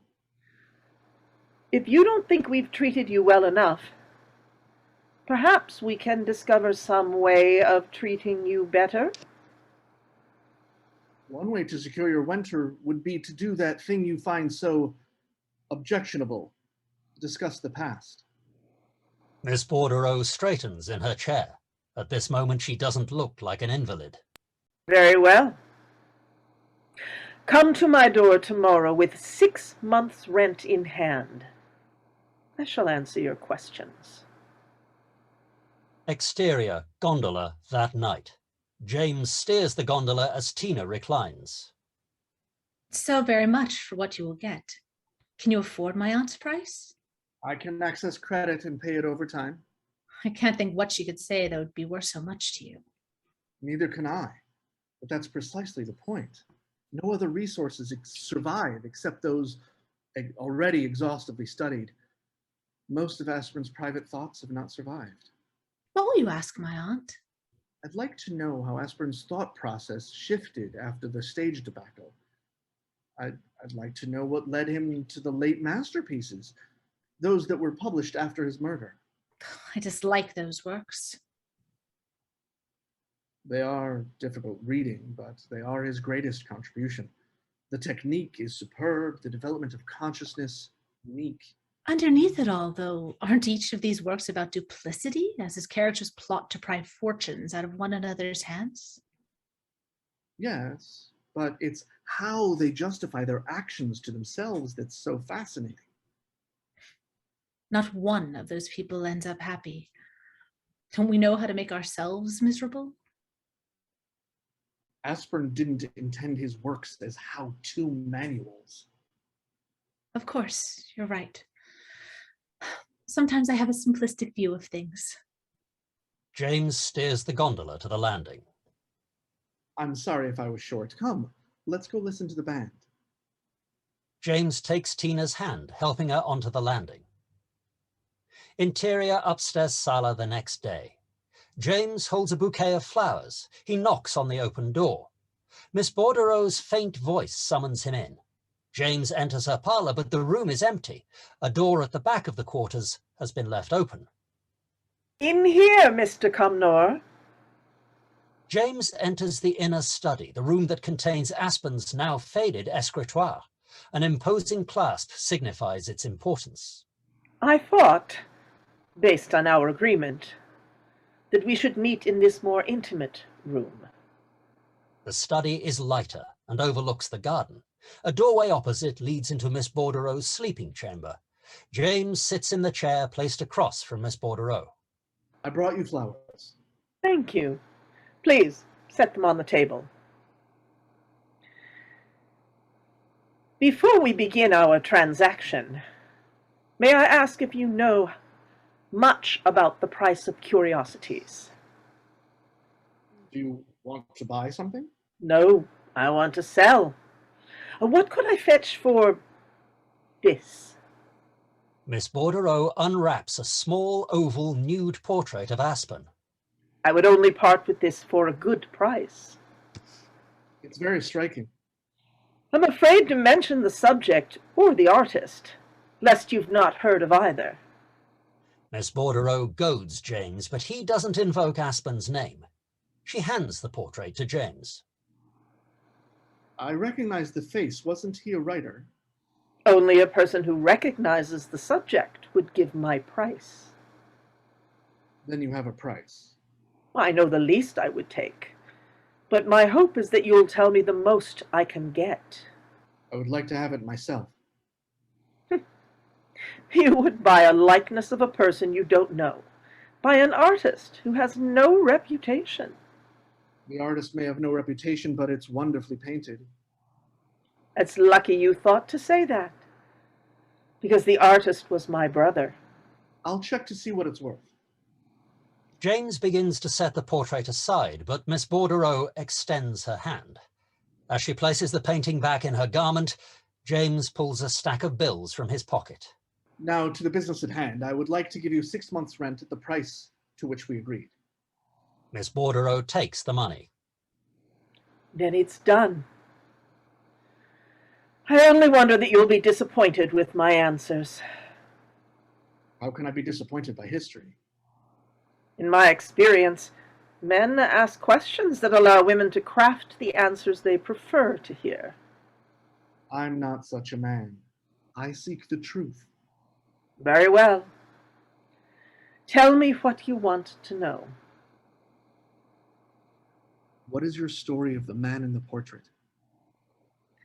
He was my husband. I grew to hate him more than any other man who ever lived. Why on earth did you marry him? Because I loved my brother. And he loved Jeffrey Aspern enough for the both of us. Imposed on screen, New York, June 1926. Interior, David's studio, day. Aspen's tuxedo shirt is unbuttoned.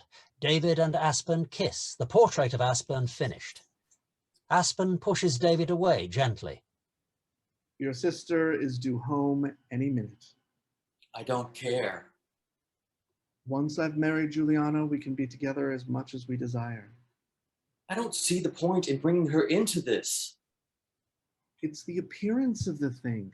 A well-known writer and an artist of the same sex can't very well spend their lives cohabitating. I don't see why not. In this modern era, We will sabotage our respectability and our careers. Aspen sits at the desk. David kneels in front of Aspen. If this is to work, you must give me your solemn promise to abide by my plan. Promise? I promise. Aspen releases David, who collapses into his lap, sobbing. Interior, outside David's studio. Juliana stands against the wall listening to her brother and her betrothed. She is not angry, only intent and thoughtful. Interior, David's bedroom that night. David lies alone in the dark. He hears a knock at the door. David turns up his light. Juliana enters. What's the matter with you? All you do is mope and erupt in anger. I am a horrible, selfish wretch. Dear, aren't we all?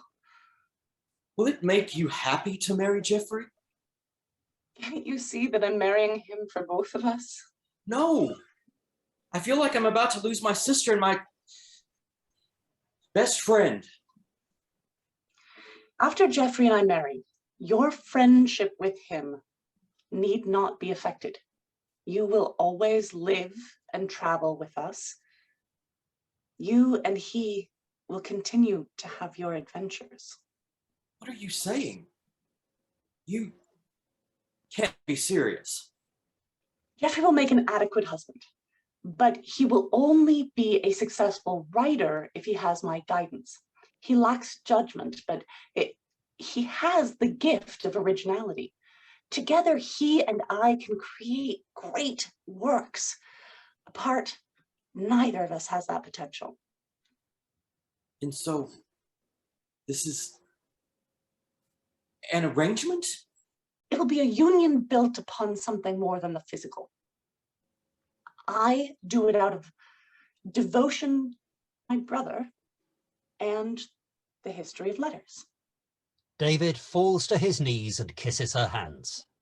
You have my eternal love. What do you want from me? Only if you are ever called to make a difficult choice, that you never choose against me. I promise. It's best if neither of us mention this conversation to Jeffrey. Won't he figure it out?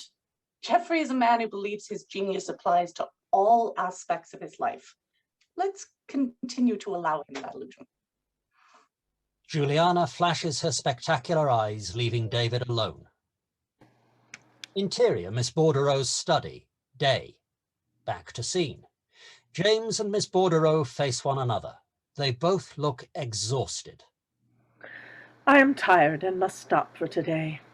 A few scholars and gossip mongers have speculated about Aspern's sexual repression. What you say could be true. Of course it's true. But you have not heard all that I have told you. What have I missed? James looks out the window. He sees Pascal, shirtless and covered in dirt, unfurling a hose in the garden. Miss Bordereau looks at James with disdain. I was Geoffrey Aspern as much as he. Aspern could never have existed without me. Your precious hero, don't let's pretend, was nothing more than a sentimental hack. My husband would have written nothing but sentimental women's novels if it were not for me, and he would be lost to history. Out the window, James sees Olympia join Pascal in the garden. Pascal becomes entangled in the green tubing. Come tomorrow at the same time, I shall tell you more, should you choose to hear it.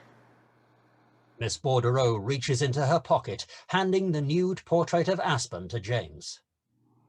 Take this and inquire as to its worth. I am eager to sell it.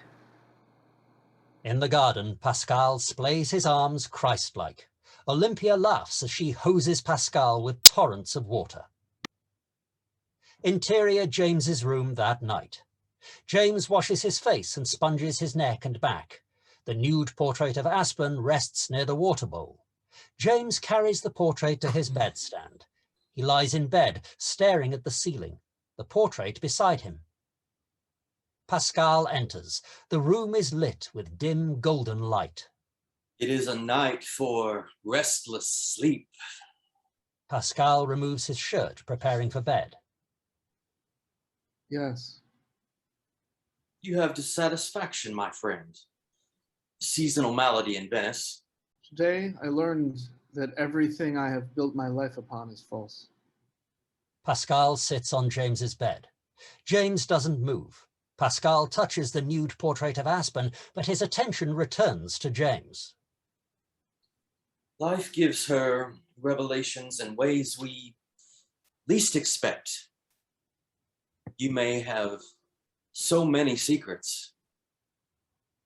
Should I not use them against you to curse you and to coerce you into doing what I desire? If that's what you want. Pascal lightly touches James's face, and then he kisses James's torso. Pascal looks into James's eyes. Neither man moves. Finally, James looks away. Pascal stands. He lays the oval portrait of Aspen flat, reaching for his shirt. Do you understand, my friend, that you are in love with a dead man? I have done your bidding, but at least I now understand why I have lost the competition. Pascal gathers his belongings and quietly leaves the suite. Interior, Miss Bordereau's suite the next day. Miss Bordereau sits facing the open door. James stands in the doorway, dressed in dark colors, much more formal than the weather dictates. He holds a bouquet of bright flowers. I am surprised you have returned. As a scholar, it is important that I hear all you have to say. I understand that your manservant is no longer in your attendance. I could no longer afford both his services and my rooms. Pity one is forced to make choices. Of course, sometimes we force actions on others when we think we're providing options. What you told me yesterday is true? Ask yourself why I would paint such an unflattering portrait of my marriage if it were false. So that you can advance yourself as one of the great writers. Should I not have done that after Geoffrey's death, when I was much younger, if I had only sought a claim for myself? Tell me what you must know today. After the failure of Via, how did you and Aspern resume life together? How did such great works result after his death? And what led your brother to murder Jeffrey Aspern?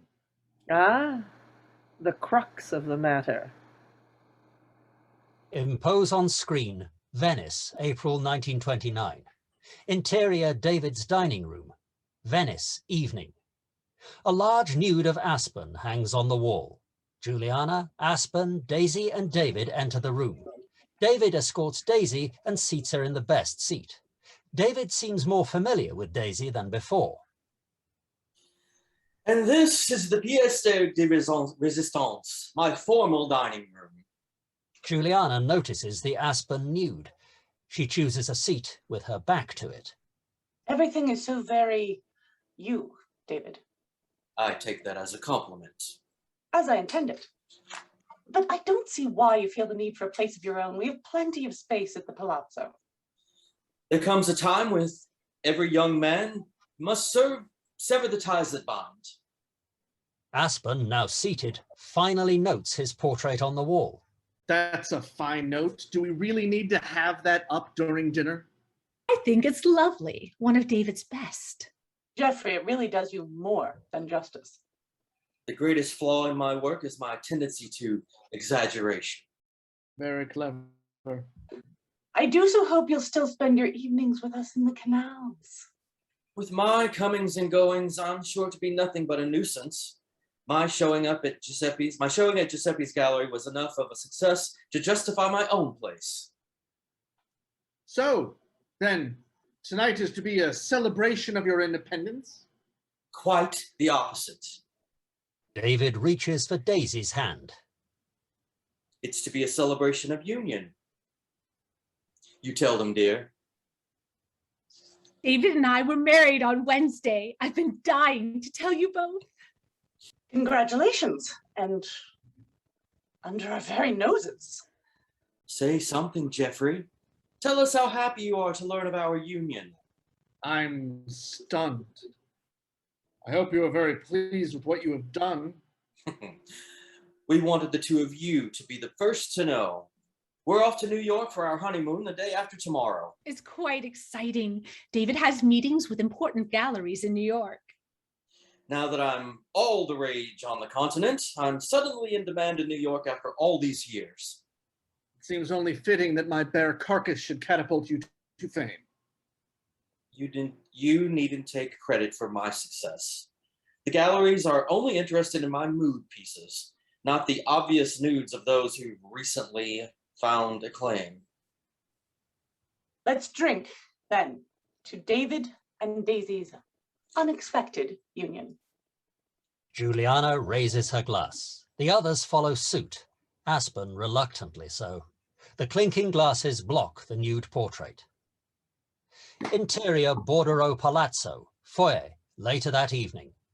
Aspen storms into the drawing room, past Butler, clutching at his tuxedo, trying to remove it. Juliana follows, wearing a flowing, full-length coat. She looks collected. Butler follows. Leave us, Butler. Butler bows, making a hasty retreat. Aspen frees one arm, the other still caught in his coat. He rips the garment, freeing himself. Jeffrey, what on earth is the matter with you? You know perfectly well what's wrong. Your behavior tonight was abominable. Your brother is an insufferable snob, and you're no better. My brother and I have always been snobs.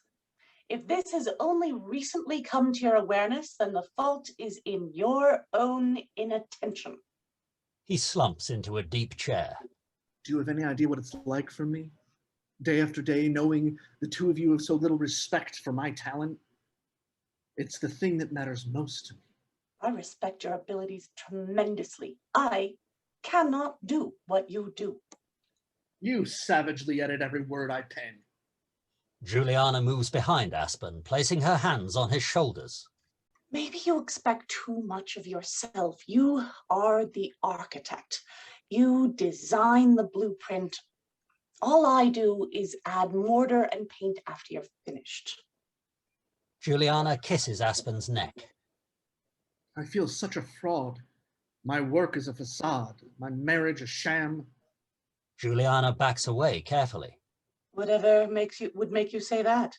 We love each other as much today as any day before. You are a consummate talent, darling. But one thing you are not is stupid. Never try to convince me of that. Very well. Your life is exactly what you've always wanted, how you've constructed it. Juliana walks toward the stairs. I shall write a book without your edits. What title shall you give it? You've already used Guy Domville. Juliana rises, disappearing from Aspen's point of view. Interior David's bedroom the next morning. David lies on his bed, curtains drawn. Juliana grasps his hand. Jeffrey will destroy us. Everything we've worked for. What do you want of me? Go to him. Tell him you only wanted a child. Tell him Daisy means nothing to you. David releases her hand. You would like me to say that, wouldn't you? It would show you still have a hold over all of us. Why would you say something so ugly? I'm so tired of our lives. Never forget that your allegiance always is and must be to me and our family. You must go to Jeffrey. Juliana and David remain in the dark. Neither moves. Interior Aspen's suite, Bordereau Palazzo, later that day. Also James's room, decades later. Aspen stands at the same bureau, looking into the mirror as he washes his face in the same bowl. David enters. The two men stare at one another, both angry. David crosses. Then David and Aspern entwine in each other's arms, lips violently pressed together. Aspen begins to sob. Why did you do it? I only wanted what you have. A wife? A career, respectability. Otherwise, I'm nothing more but your queer cuckold. Only in your mind. Everyone knows. No one knows. I'll go to New York. Daisy and I will have a child. Everything will return to normal when I come back to Venice. Do you promise? I promise. The next kiss between Aspen and David is much more tender. What shall I do while you're gone? Pour your heart out. Right. Interior, Juliana's boudoir, Bordereau Palazzo. The same room as Miss Bordereau's interior parlor. Later, the room has a stale quality. Now it has a gilt-edged feminine sexuality. Juliana wears a pink wrap. Daisy seems nervous. I thought you'd be happy. I thought our marriage would complete our parallelogram. Haven't I always asked that you allow me to do the thinking? I was so afraid you'd be against it, but I know I can win you to my point. I so want a child. Wouldn't that be lovely? A boy or girl with both our genes? Maybe it would. Juliana gently touches Daisy's belly. She sets her brush on the vanity and stands. Juliana kisses Daisy. Watch over my brother and come back to me, my love. Interior Miss Bordereau's parlor, day, August 2000. James, gaunt, looks at the old woman. Miss Bordereau allows herself a moment of repose. She looks weary. You are the first person to hear the truth. Why me? Because you paid for the privilege. You remind me of him, of Aspern. You told me you despised your husband. So I did. What of Aspern's death? I believe you have paid the price for that as well. Haven't you, Mr. Cumnor? Interior Juliana's parlor, Venice Palazzo, day, May 1929. Juliana sits writing letters. She looks up as Aspen approaches. It's a lovely morning for correspondence. Daisy writes that David has not met with the success he hoped for in New York. I can't say I'm surprised. The two of you certainly write frequently. Yes, we do. What do you write about? everything, our lives, our work. But I presume my correspondence with David is not the impetus for your interruption. No, it's not. I've had time to reflect, and I can't see the point of our continuing on this way, in a false marriage. What are you saying? I think a divorce would be best for all of us. What brings you to this conclusion after a period of relative peace? I have finished my next novel, alone. You've been quite industrious. Tell me about it. It's the story of a poor woman and her suitor. They hatch a plot for him to marry her friend, a dying heiress. Once she dies, the lovers will reunite with her millions. I'm eager to read it. It's not quite finished. I've also launched 2 other sketches. You've been quite prolific. The writing is much more accelerated when it's not a collaboration. Which, again, brings me to the subject of our separation. I could be amenable to your wishes. Only I request there be no more mention of our separation until David and Daisy return from their honeymoon and are well established. Also, that you not send new work to your publisher until our separation is made public. Fear not, my dear. When these works are published, you shall have none of the blame, nor any of the credit. Then we are agreed. I shall retire to Switzerland in a few days and remain there until Daisy and David return. You shall be left in blissful solitude during which you can write to your heart's content. Aspen moves to the window. He picks up a golden bowl, observing it in the light, filtering in through the window. I do appreciate your civility. Nothing useful comes of acrimony once one has made up one's mind. Aspen looks into the garden, taking notice of the new gardening assistant, Neil Paraday, John Cumner, from the beginning of the script. This shirtless young man works with great industry. The garden is fresh and green. Have we hired in new gardeners? Butler complained that the previous overseer overwatered the begonias and left dirt on the path. The new man is industrious and, according to Butler, quite clever. He's a young American who has come to pursue writing. Roses and orchids seem an odd departure from the arts. Never underestimate the will of the hungry. Aspen lingers over a final glimpse of the young man. Juliana allows him this moment. Aspen turns back to the room, realizing he still holds the golden bowl. It's flawed, you know, this bowl. Interior, downstairs library the next day. The well-lit room overflows with books. It's a grand little used room. Juliana finishes her morning tea. The door opens and Neil Paraday enters. Butler closes the doors behind him. You asked for me, ma'am. I understand you're an American with literary ambitions. Where are you from? Indiana, Fort Wayne. You've come all the way to Italy. It's my dream to live among the canals. I want to learn about culture and beauty. That's an excellent strategy. One should always have a plan in life, don't you think, Mr. Paraday? Yes, ma'am. Have you met my husband? Not yet, ma'am, but I would like to. Do you know who he is? Jeffrey Aspern. I'm an immense fan of his work. What do you like about his writing? I admire the ambiguity and repression in such stories as the one of The Haunted Governess. Consider that one of his best works. I would like to add to your responsibilities while I'm away. That would be a tremendous advantage.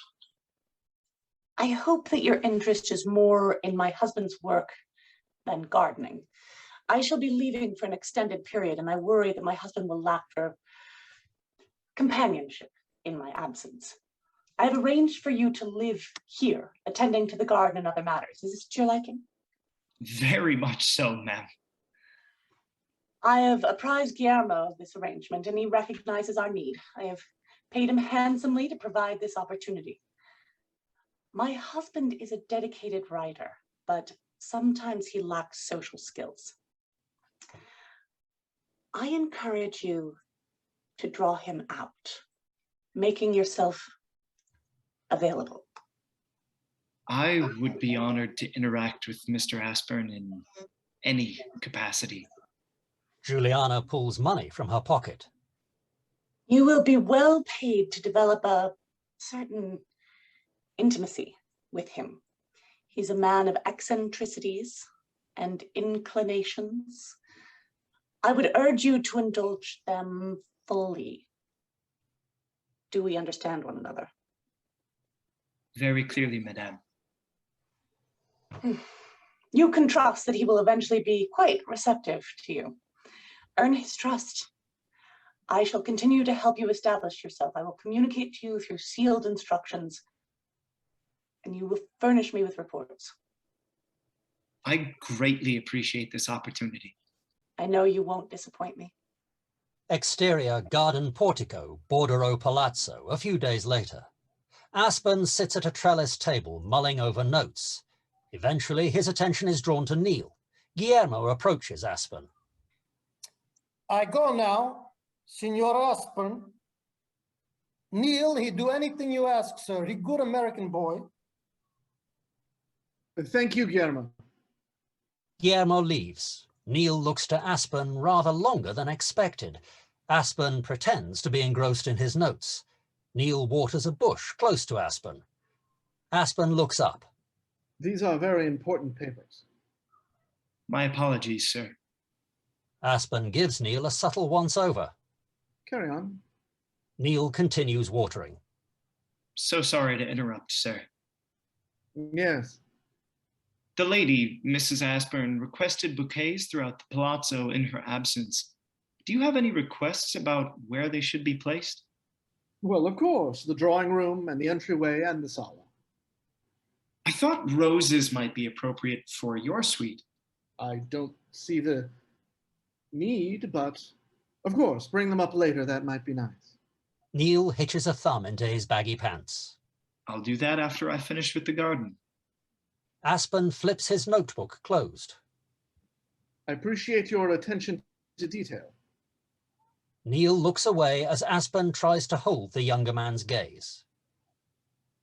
Interior, Aspen's room, day, June 1929. The room spills with light. White curtains billow. The only colour contrast is the bouquet of blood-red roses Neil has delivered. Aspen is half covered by the sheet. Neil lies face down on the bed, naked.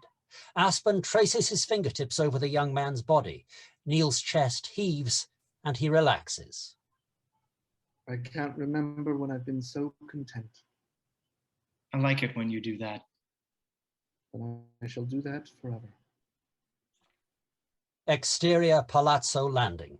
Juliana and David arrive in a gondola. It's so fortunate that we were able to arrive together and surprise Geoffrey.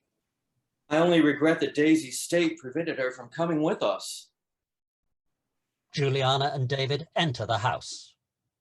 Shall I announce you, madam and sir? Butler makes eye contact with Juliana. Don't you dare. That would spoil the moment. I brought back some lovely first editions. Mr. Aspern will be speechless. Yes, he will. On Butler's world-weary expression, Juliana and David begin to climb the stairs. Interior Aspen's suite. The doorknob turns. Juliana hushes David as they make their way into the outer room of Aspen's suite. They hear muffled voices from the inner room. David seems puzzled as Juliana flings open the door to Aspen's bedchamber. David sees Aspen naked on top of Neil, both their faces drawn to the door. Aspen sees David framed in the doorway, a look of shock on his face. Geoffrey! Aspen leaps off Neil. The naked young man clambers out of bed, grabbing his clothes and scurrying from Aspen's suite. Aspen's eyes move past Juliana, searching for David's. It's not what you think.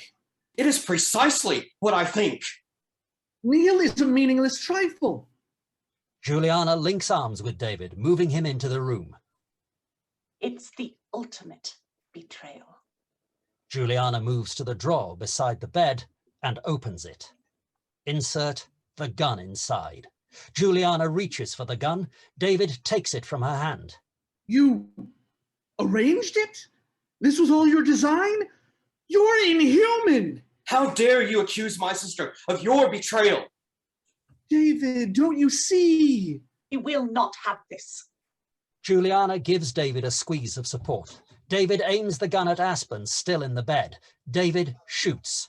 Aspen clutches at his thigh, screaming in pain. The sheets bleed red. David drops the gun, collapsing onto the floor, sobbing. Aspen writhes in the bed. Juliana picks up the gun and shoots Aspen with the remaining bullets. David crawls onto the bed, sobbing. Aspen, tangled in blood-soaked sheets, reaches out to David. Juliana lays a hand on David's shoulder, placing the gun beside him. What have we done? I only wanted to protect you. Is he dead? Now we must protect each other. David looks at her, bewildered and miserable. In one quick gesture, David grabs the gun, placing it to his temple and pulling the trigger. The hollow click indicates he has failed in killing himself. Juliana pries the gun from David's hand. She leaves him on the bed, crossing to the outer door. Juliana rings the bell. Butler, come urgently. Juliana moves back into the room. She tosses the gun out the window into the canal and then pulls David from the bed. He's stained with Aspen's blood. Aspen's blood drips onto the floor as he dies. The same death scene from the beginning. Interior Italian church 2 days later. Juliana sits stoically in a seat of honor. A priest intones in Latin. Daisy sits beside her, sobbing, her hand on her swelling belly. David is absent. Interior court, day, a week later. An Italian solicitor questions Juliana. Can you please tell me why your brother shot and killed Jeffrey Aspern? He felt it necessary to protect my honor. How would killing your husband protect your honor? David found my husband in bed with the scullery maid. What was your brother's state of mind? He was furious, crazed. He's so dreadfully sorry. I don't hold him responsible. I forgive him. Interior court a few days later. The Italian judge enters the courtroom. David rises, hands cuffed behind his back. David's eyes bleed red, his figure gaunt. The court finds the defendant not guilty by reason of temporary insanity. Juliana gasps in relief.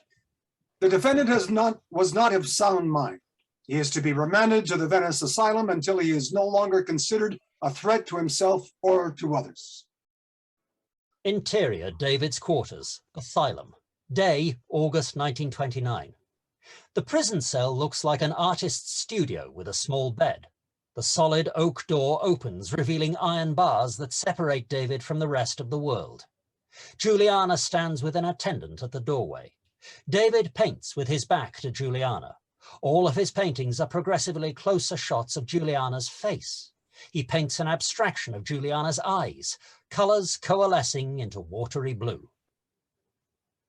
David, my dear brother, I won't stop until you're released. Go away. I've done your bidding. Don't treat me this way. Whatever can I do for you? Allow me to die once I get the color right. David continues to paint as Juliana clutches the iron bars of his cell. Interior Miss Bordereau's suite, late afternoon, August 2000. Miss Bordereau reclines, her head back. It looks as though she could be asleep or even dead. Then she revives. My brother died before his daughter was born. He hanged himself with the bed sheets in his cell. What became of Daisy? Miss Bordereau's lower lip trembles. She died shortly after the baby, my grandniece's mother, was born. What you tell me cannot be true. Why not? No one would ever conceive such a plot. What was to be gained? A need to protect Jeffrey Aspern's literary reputation from his living self. Can you say there is nothing for which you would not lie, cheat, or steal? No scheme beyond your conception? James glances at the locked escritoire. There is nothing I would kill for. Only after my husband died could Jeffrey Aspern truly live? I don't see how that's true. Your all-consuming interest in him proves that. Without me, his reputation today would not have been possible. Did you never wonder why so many of my husband's books were published after his death? It's established that he was prolific and particular about what he published. That's what the history books will have you believe. What do you say? I edited all his unpublished works, as I desired them to be. The late masterpieces? Why did you stop? My solo efforts failed. I was no better a writer than Jeffrey Aspern was an editor of his own work. Why have you told me this? Out of duty to my grandniece. For the money you have provided. Now you shall have to carry the burden of your peculiar curiosity. I can expose that you killed Aspern. That will make my reputation. I suspected that would be your first inclination, but you have no evidence. You will look like a madman barking at the moon. It will ruin you. James stares at the empty garden. The vegetation has gone limp from heat and Pascal's absence. Interior, James's suite that night. Lit by moonlight, James lies in bed beneath damp sheets in the same position in which Aspen died, creating a momentary confusion between past and present.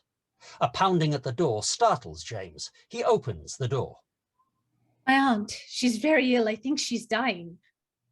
My God, what's happened? I've sent Olympia for the doctor. Why didn't you call for him? I don't have a telephone. You could have used mine. I wasn't thinking. I didn't know what to do. She looks as if she's failing. Do you want me to check on her? Please do. Tina and James stand in an awkward pause. Only then does James recognize that he's barely dressed. I'll just get these. James grabs his pants and shirt, stumbling into them. Interior, Miss Bordereau's rooms. James, now dressed, follows Tina into the old woman's suite. This afternoon, she had a terrible attack of oppression, a difficulty in her breathing, shortly after you left her. James trails Tina into the old woman's bedchamber, the first time he has been in this room. His tentative manner and the wrinkle of his nose indicate that the air is as oppressive as Miss Bordereau's condition. Tina lays a hand against the old woman's withered cheek. She isn't gone. She won't go yet. Tina turns toward him, a flash of anger in her eyes. Really? You don't accuse her of faking it. That's not what I meant. She has a tenacity for life. She said it was your fault, that you riled her so. The scene was of her making. I was merely a pawn. She's an old woman. You underestimate her. Perhaps I shouldn't be here. I want you to stay. James's eyes traverse the room. Tina takes note. The room is a dire confusion. Clothes hang over chairs. Shabby bundles and boxes pile, battered, bulging, and discolored. She likes it this way. It confounds me. I prefer things to be tidy. James notices a small green trunk with elaborate handles and open clasps. That's where she keeps her things. But they're not there now. You looked? I did. For you. What would you have done if you had found them? I scarcely know what I would or wouldn't do at this point. Can you look again in other places?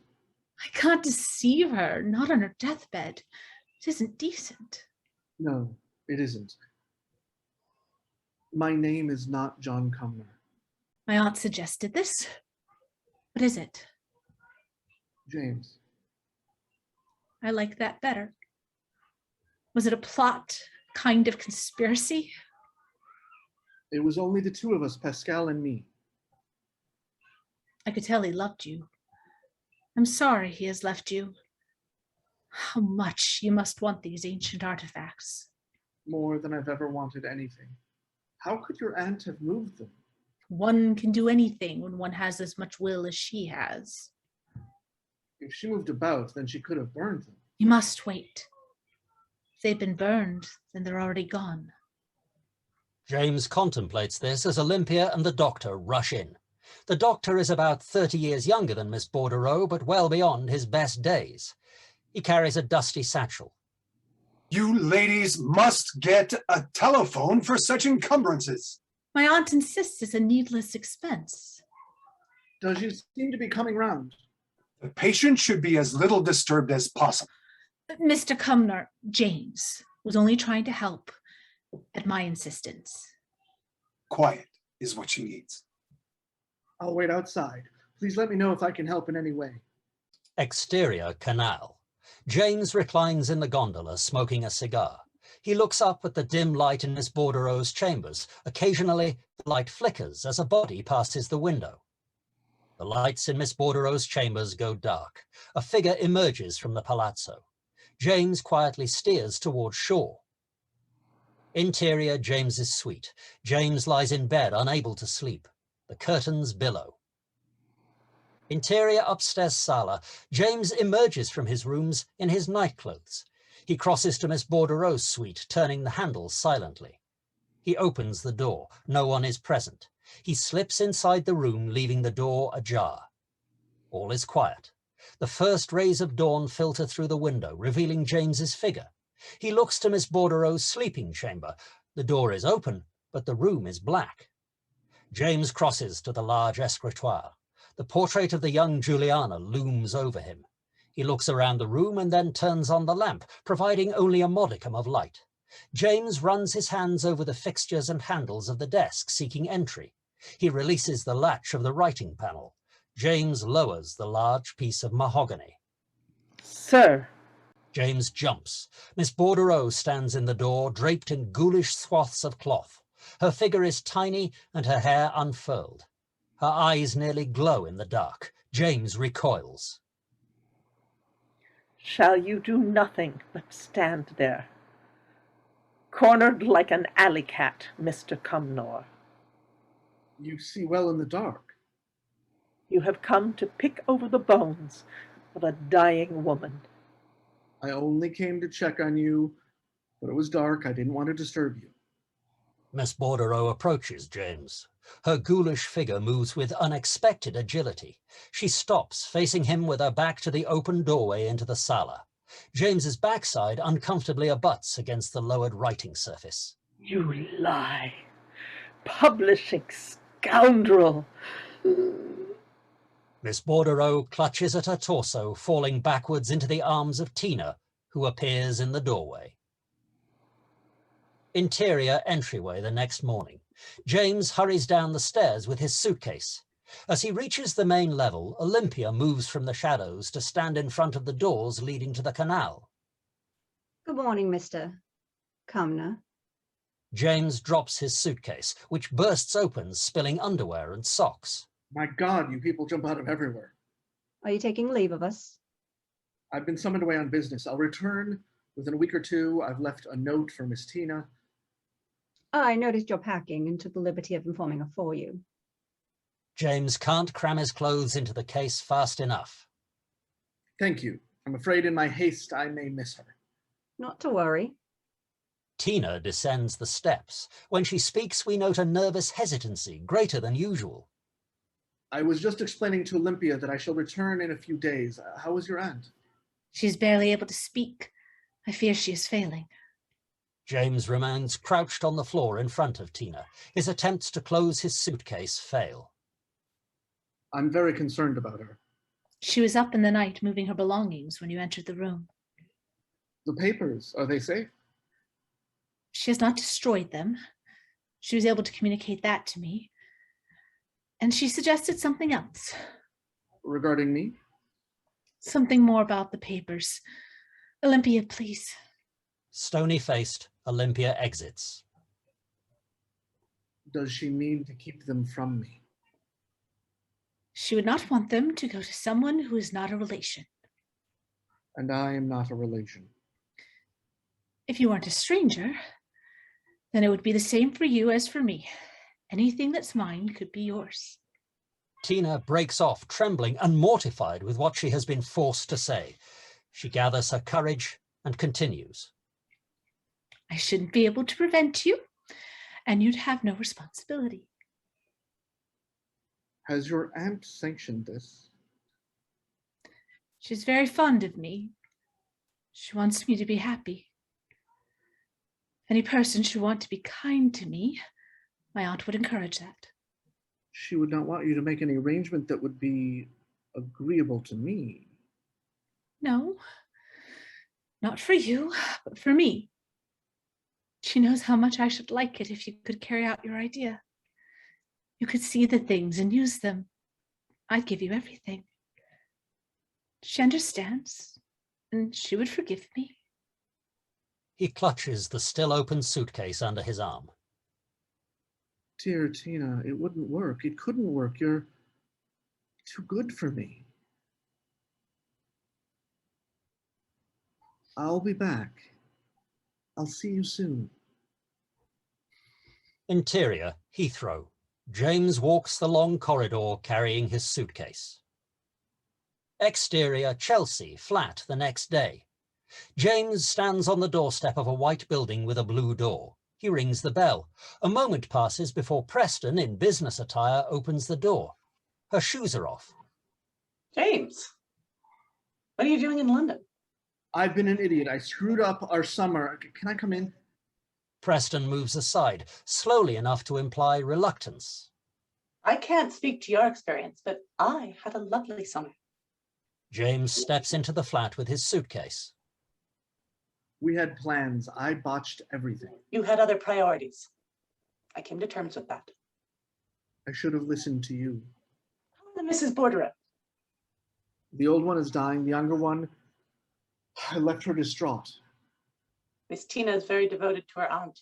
Were you able to procure the Aspern Papers?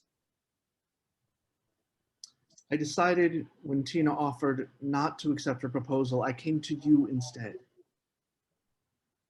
I'm not sure what you're saying. I've given up Aspern and the papers. After all your time and expense?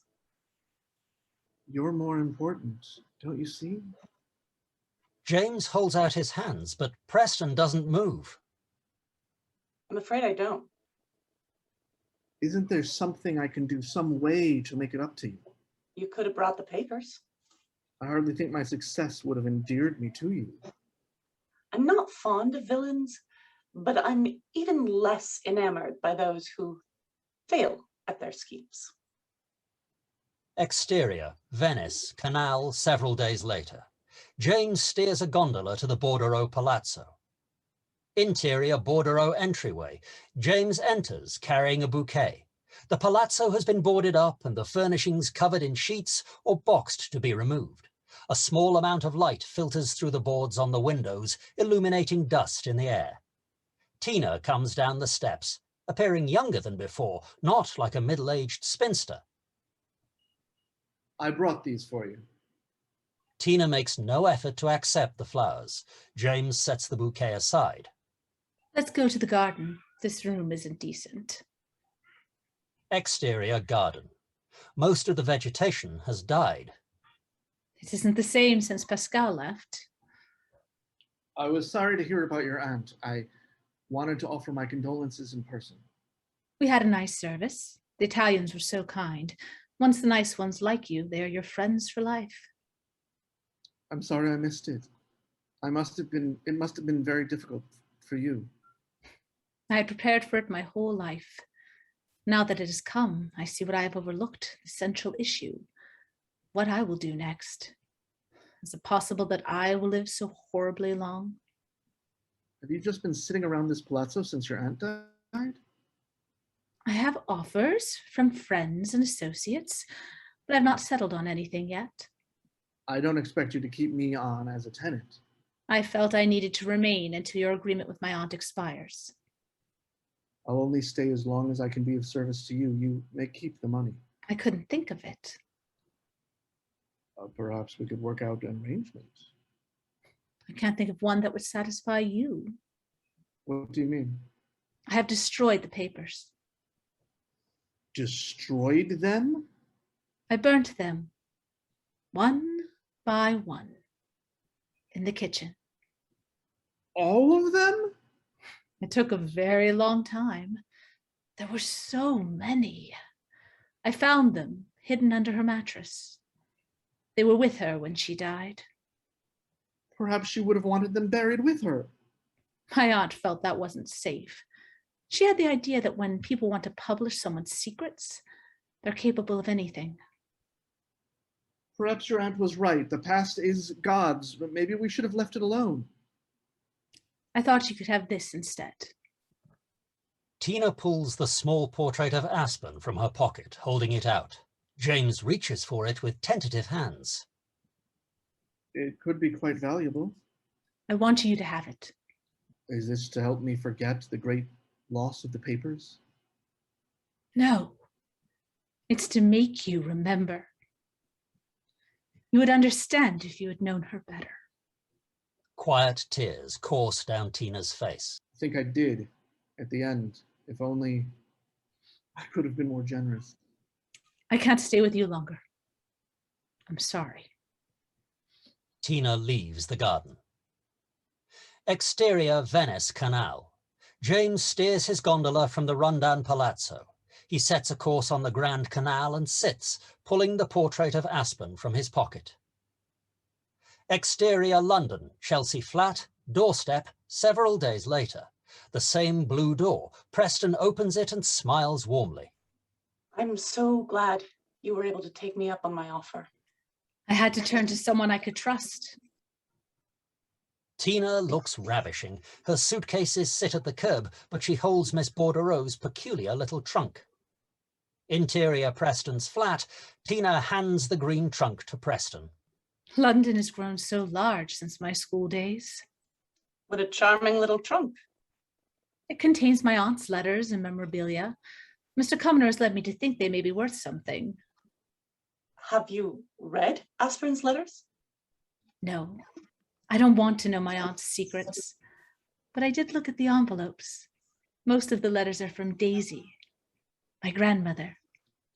Preston's curiosity nearly gets the better of her, but she places the trunk on the coffee table. There's time enough for that later. I was very sorry to hear about your aunt's death. Preston opens her arms and Tina falls into them. It was her time, at last. Tina's tears contain the gentle peace of acceptance. Preston lightly kisses the crown of Tina's head, but she turns her head to the trunk. The small box reflects in her eyes. Exterior Venice, Piazza, day. James docks his gondola at the piazza. He climbs the steps and enters the crowd. James passes Olympia and John Cumnor, now lovers. James doesn't notice them. Olympia dabs her ice against John's nose. She licks it away. John smiles and grasps Olympia's ampleness. As James passes a bistro, Pascal gives a kiss to an American man seated across the table from him. Neither Pascal nor James notice the other. James walks away. A 1920s model car pulls in front of James. All modern vehicles drive out. The dress of the passers-by shifts to older styles. James's clothes blend with those he passes. Horses, buggies, and 1890s-style confectionery booths appear. James continues to move farther away. James moves into the distance, into the past, until he is wholly consumed by it.